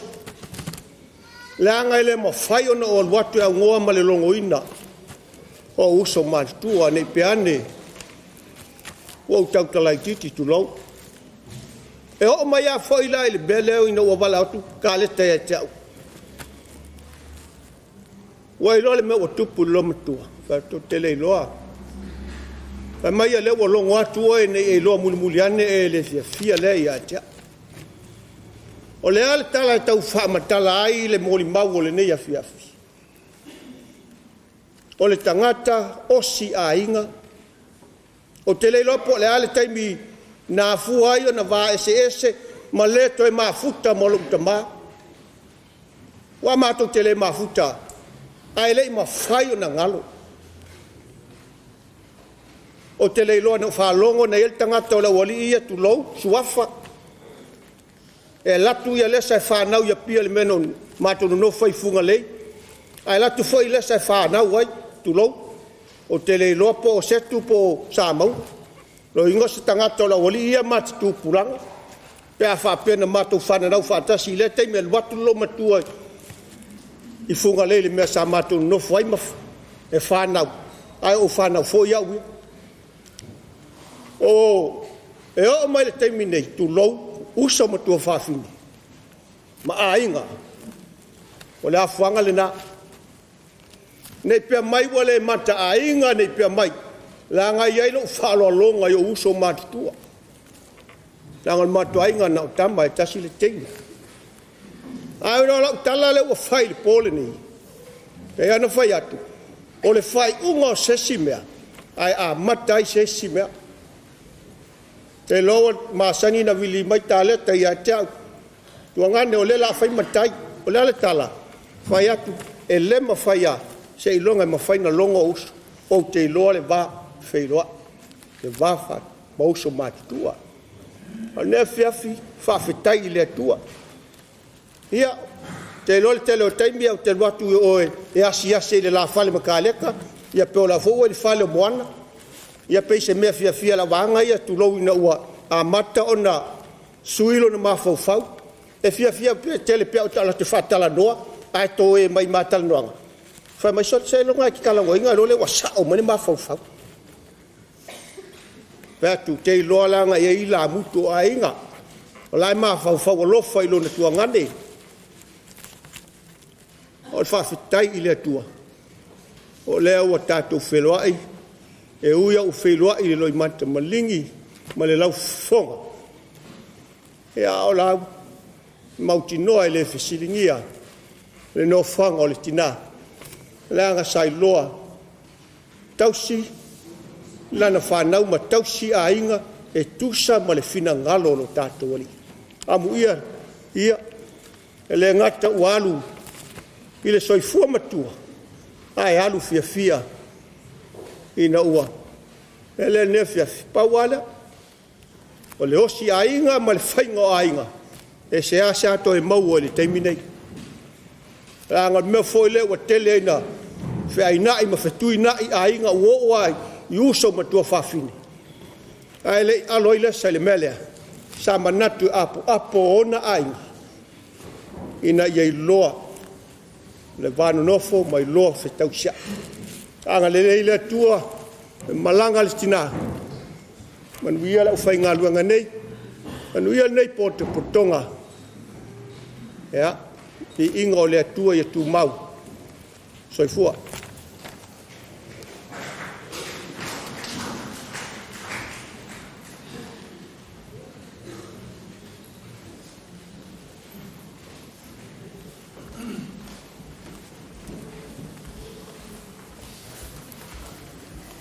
Le tautala maleava tula I foi maleanganga I tumu le whalo al tele.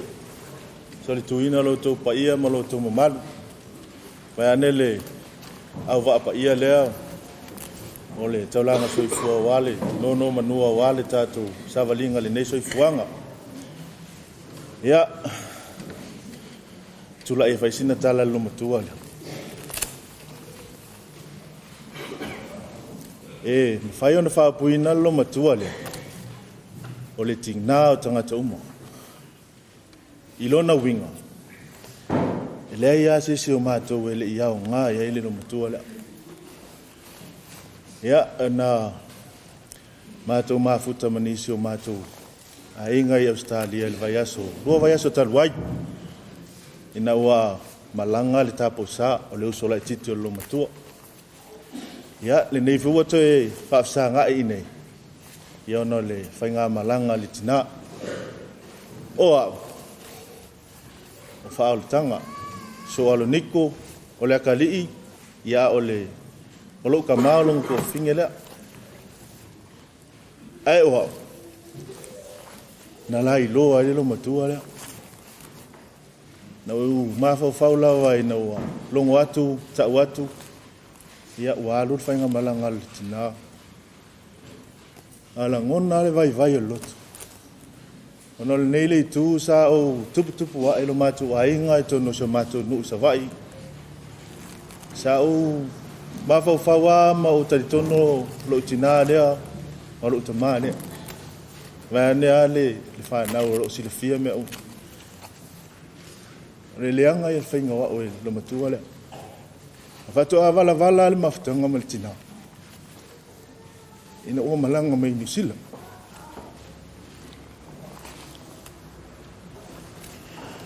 na longo te foi o maliu to ina sa whainga taha lava o no sai sa moa na taimi ia ina o to longo atu o maliu le lo matua ia le isi tala na o whai atu ila o to lua tātou o se ngoni mauli to ya so tangata sa o ngā moa o malo o langa tele matou whana ona uso whana ona tuangana sa tau se lo matua lea ia nisi o le mawhaiona pa au mai ia o lato loto o lo i tina nei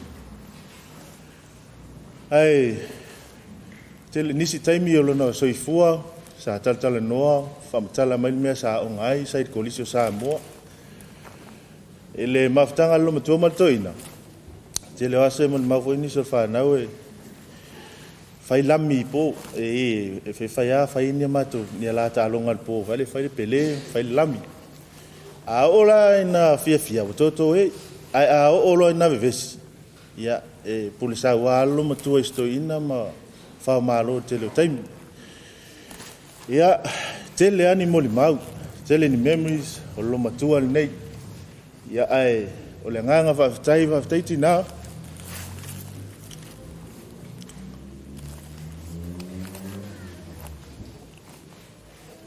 le ngalo le alofa le ngalo lima na tusi ai e pe lo suru fanga le te me ita lo tamai ta lo matua le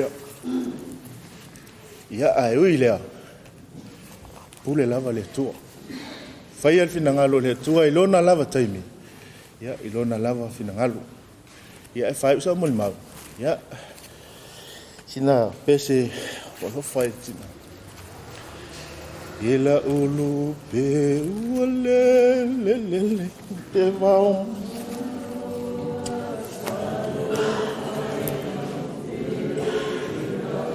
le o tangai ne lo wa solona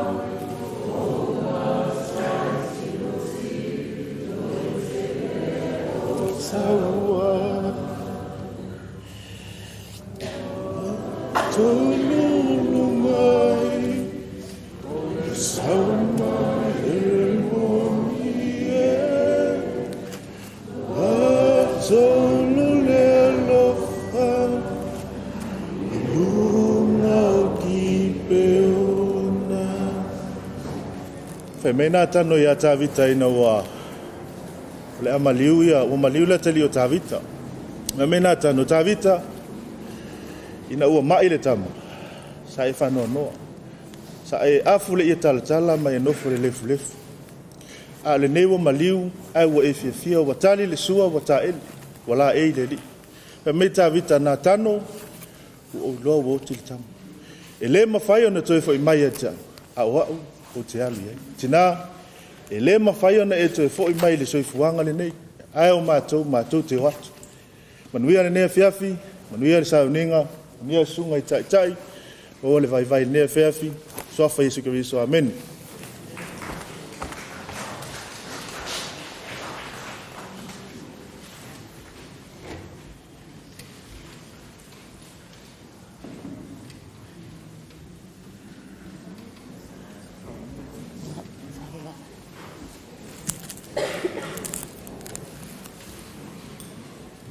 Lo nga ngai ya e famanu atu ile ali o mea uma foi i tatonu ya tia ya fa manu atu i ona swafa pa ia lo nga ngai Ia e whamanua atu I le ali.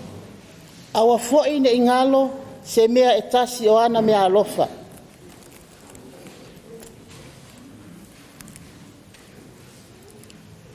O le salamu a tāwita e whamanua atu I le ali. O whapea fo'i le anganga I le afiafi.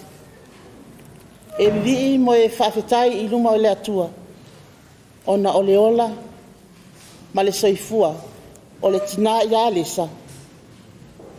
Le nei ua mātou ai, ma whapea nei ai.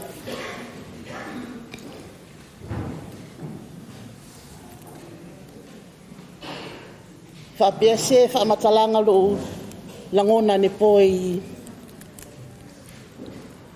I le afiafi whale a inga. Whai mai.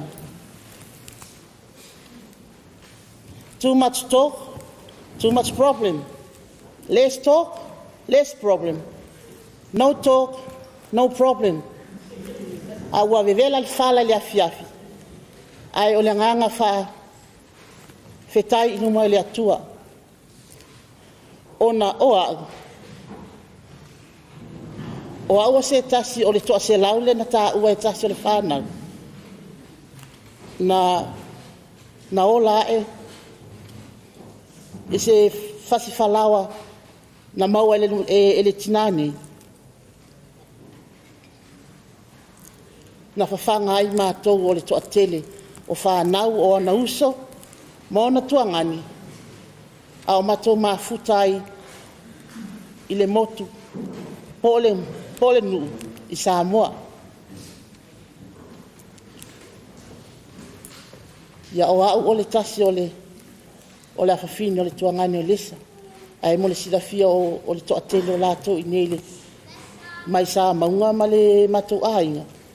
O a una tele fo ila mafuta ia Lesa. O le mea lea. O te whawhetai I luma le atua. Ono se tina alofa. Ma se tina e piona tā ua e kuka. E tutu salavala na whanau to ono ma mātou uma e toa se lau. Na tau se ia. Lesa. Whawhetai mo lau tau singa. Ia te I mātou. O whanau uma o autua ngane. Mau tua whawhin a mo uso.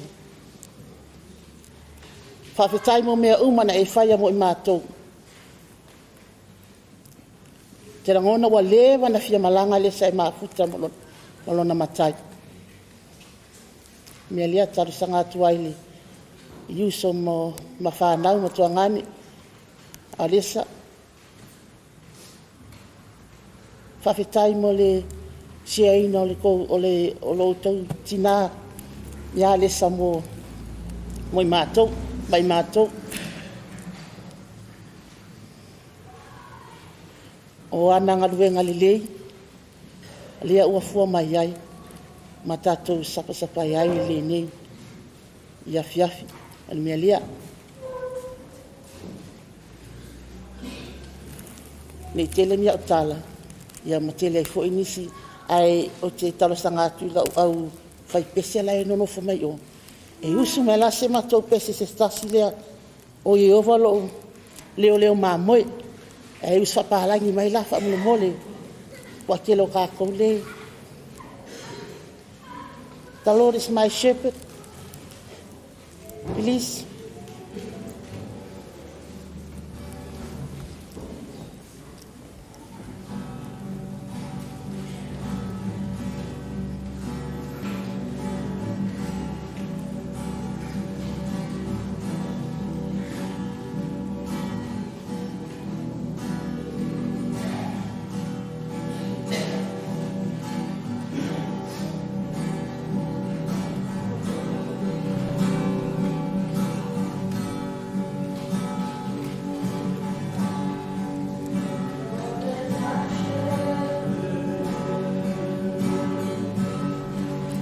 He goes before me,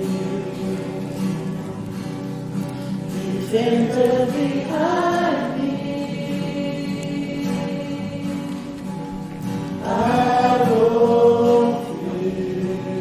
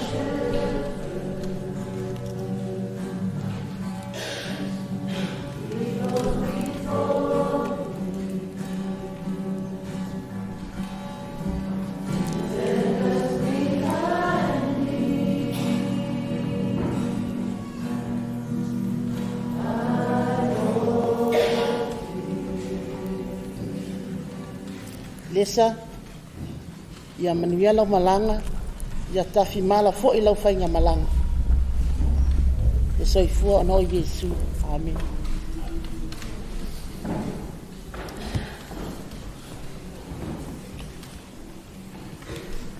Yo te lor tato moli muli lea. Ya ma lor moli mau. Se tato pese mal pese lea. Wa fa fetai wa fa fetai wa fa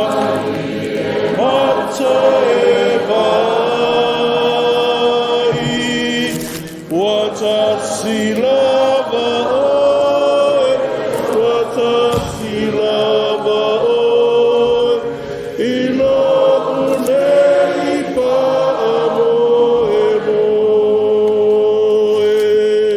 ua fa feta, iwa fa feta.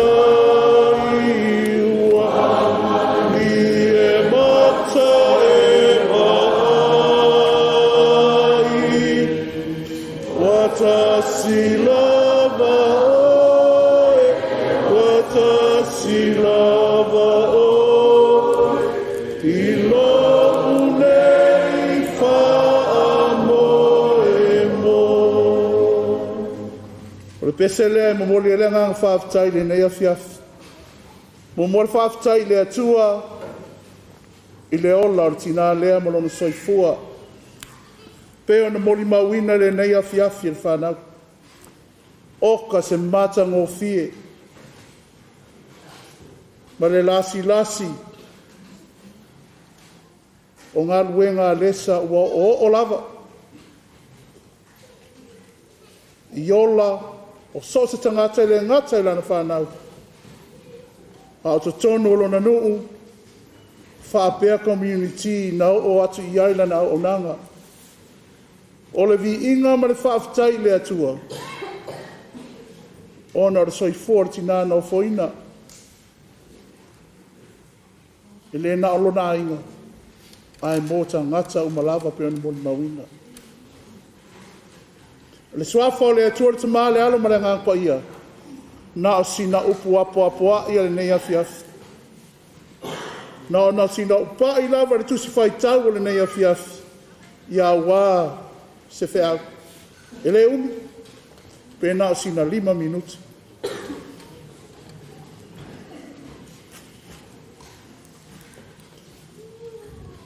Le tusi e ke nese sa tatou sa whai tauina. Ma tatou whalongolongo iai. O rotu si ai upo le mawhaenga a Iosefa. I lona nuu, o lona ainga o Israel. Ai le maliu o ia. Na ia fsilingi ai lona ainga. Pe la tau te tau tōma i la tau te ave o na iwi. I le taimi la tau te tu ua ai kupito. Ma o atu le nuu o le folfolanga. O kanana lea. O le fasi foi upu i o tau ave o wivi. O se ngangana whaatu satusa.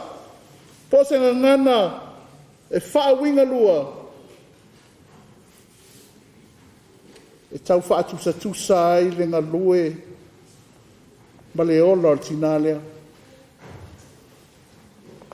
A tato mawhau la. Ia Iosefa molona ola.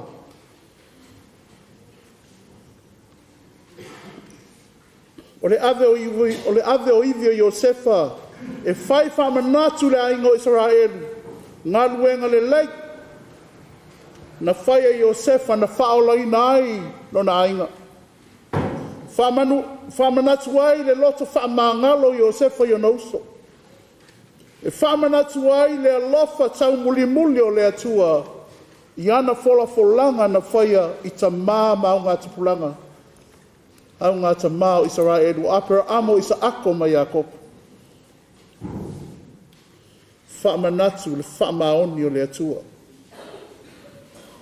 Ai mole a inga whanoa noa. Mai tātou le nei afiafi. O le whawinga ina, o le ave o iwi. e manatu le failaunga o mea lelei uma na outou moli mauina le afiafi lenei o ivi nao o lesa tau te o ma outou. Tātou te o ma tātou i la tātou malanga whaau i leo langa nei. O awa o ngā tāua o le tina o le tō se lau e le alofa whaapito na o lana whanau o le tina o si a inga o le tina whai a inga le lei. O iwi na o lesa tātou te o ma tātou. Ai lea ngalo tātou moli mau. Ai tātou te le o ma mnei mea le lei. E lea na o le upu maringutu. Ai a whaatino. Maolai. Whao ngā i te tonu o tātou a inga. Ai mai se taimi. O mawhitanga i te tonu. Vā wha mātua ma whanau. Ai mai se fo le ola tapua i ma le ola tautua o le tina nei to tono o le ekalesia. Le tina sa tautua. Le atua e ala na nau onanga. Lona ainga, lona nuu. Ai mai se to tono o le ngā ruenga le atua. Whanau. O se fe aulina mo outou. O se fe aulina mo le ekalesia. O se wheaulu nā mo tātou wā whiore nei a whiafi. I o tātou wau ma ave i o lesa. Ngā luenga le leina i a whaia. E whaia i mpea ma whamanatu. I taimi o lo tātou wola. Ai whetala Iesu ana upu muli muli on so. I o tau wai whainu uma malava ma so o baptiso atu sofra ta male alo ma le ngā paia. Ia o tau wa o atu, pe o na wa o ia te o tau upo ia Iesu. O se wha manatu fori nā mo tātou le nei a fiafi. O a mea o tātou o ina le o langa o tinale nei, i o tātou wa o atu mwhasala watu. I o tātou wola ai ma whaatino. Le whanau, amu ia o tau, amu ia o tau wa tau maua se tina sa whai whaataita inga le lei ia te o tau. Sa o te ma whaatonu ana o le alofa. Sa alofa e le ngata na o tau a ona a inga, ona uso. O tau tau songa. Ai mai se tono sa maunga lo tau alalafanga sa tau tua ne tina. Whalongolongo lava o ia stina su isu. Nā te whaia le ngā ruenga a se tasi o tina tau ta ua i te tonu. O le tuspai o koreta. Lena su isu i mo fawai. Lava lava. Mō ta ngata mana o mia. Wale aini lava lava. Ta ngata mana o mia le fisoswani. Mea nā tau te wha au. Wha au ngā ruenga le leia le tina le whanau. Ia ta ngia iwi o le tina nei. Ia te autou. Ia wafua mai ngā ruenga le tina. Ia inisi autou wha manu ia ina. Ia o aonga. Ia inisi autou wa ngā lulua mo le community malala mua le fisoswani. E le ngata i to tono le community New Zealand nei. Ai whapesa moa. Ia. E le se mea tātou te mita ai. Ia awele vi inga o le atua. I le soi fua ma le ola tina. Ia. Le uma vai atu lesa. Tātou a inga me se alo. O whanau ar tina. O maila ia e o. Au atu te taua i misa le ala a ia o tau whea alfani. Whapeo na o mai Yesu. Iona so o mai tātou uma. Whapea fo i le wheau tau ave al tina pe ona whalongo ina le pōl nei. Ia o tau whea alfani. Whapei o nā alofa mai le atua. Yesu ia te tātou. Ia o tātou ave o iwi o lo tātou tina. Ngā luenga le lei. Na ia whaia mo outou. Ia soifua mai a manuia. Ono Yesu. Amen. O le atato whai ule nei sauninga. I lona vi inga se lau ono sifun malfitu. Whaatasi ma le ali e o te whaafitai.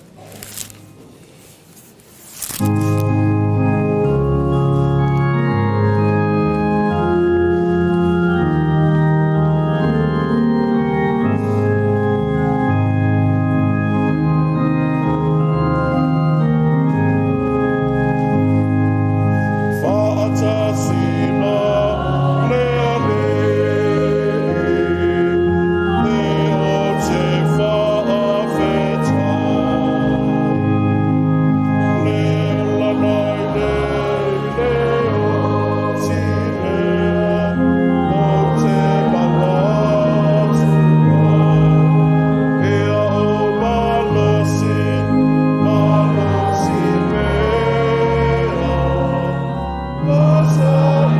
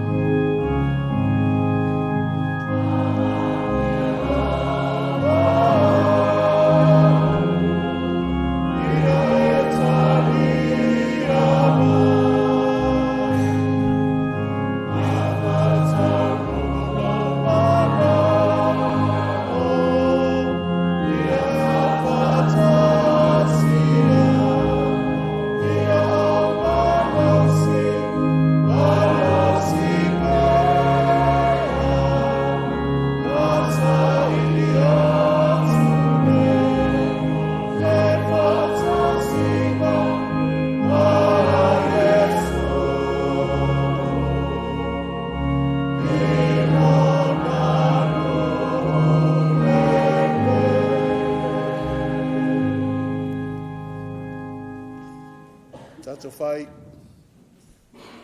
E lunga I mātou malawa mana nei whapoto patonga. Le alofa tū noa oe le atua le tamā. Le manuia ma le while mua Iesu Keriso, lo mātou alii ma le whaola. Le mawhitanga whai pēa ma lo wanganga pa ia, nei se I atu lava I le whavavau lava. Amen.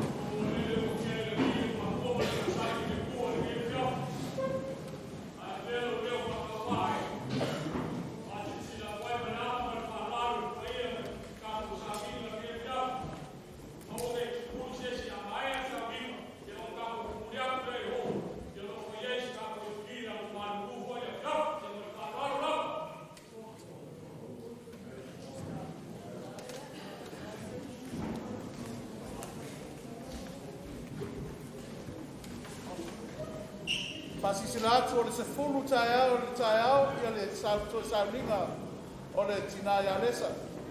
Saftai.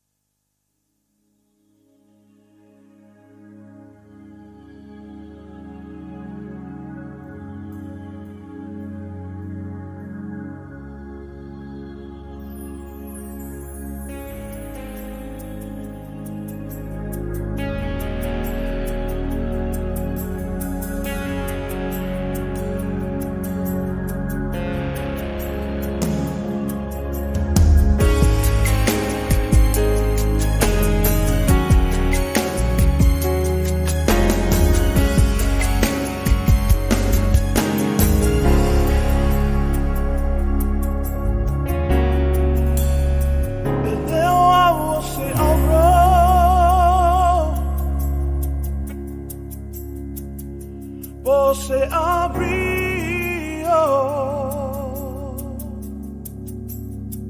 e leo au se siliva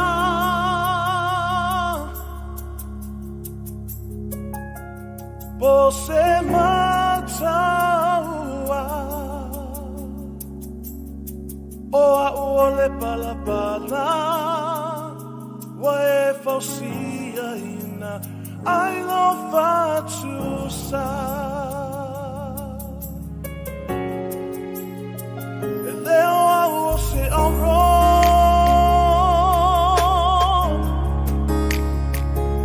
po se abrio e leo au se siliva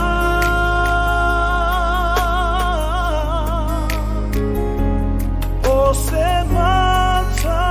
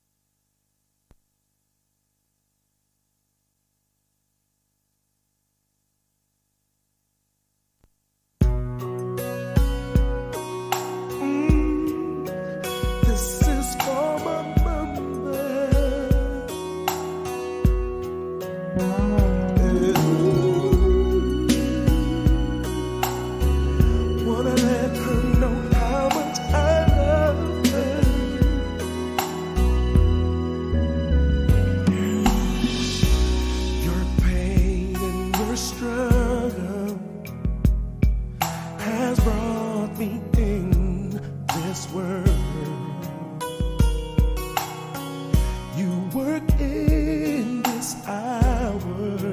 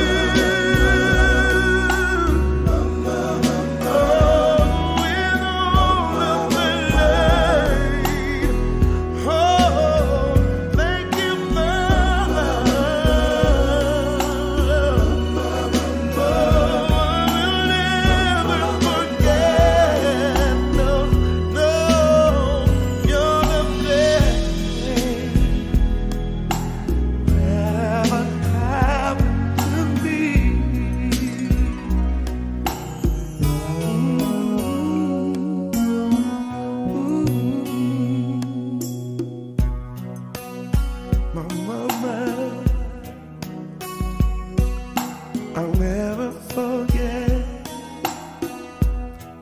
all the love that you gave, all the pain you had to face.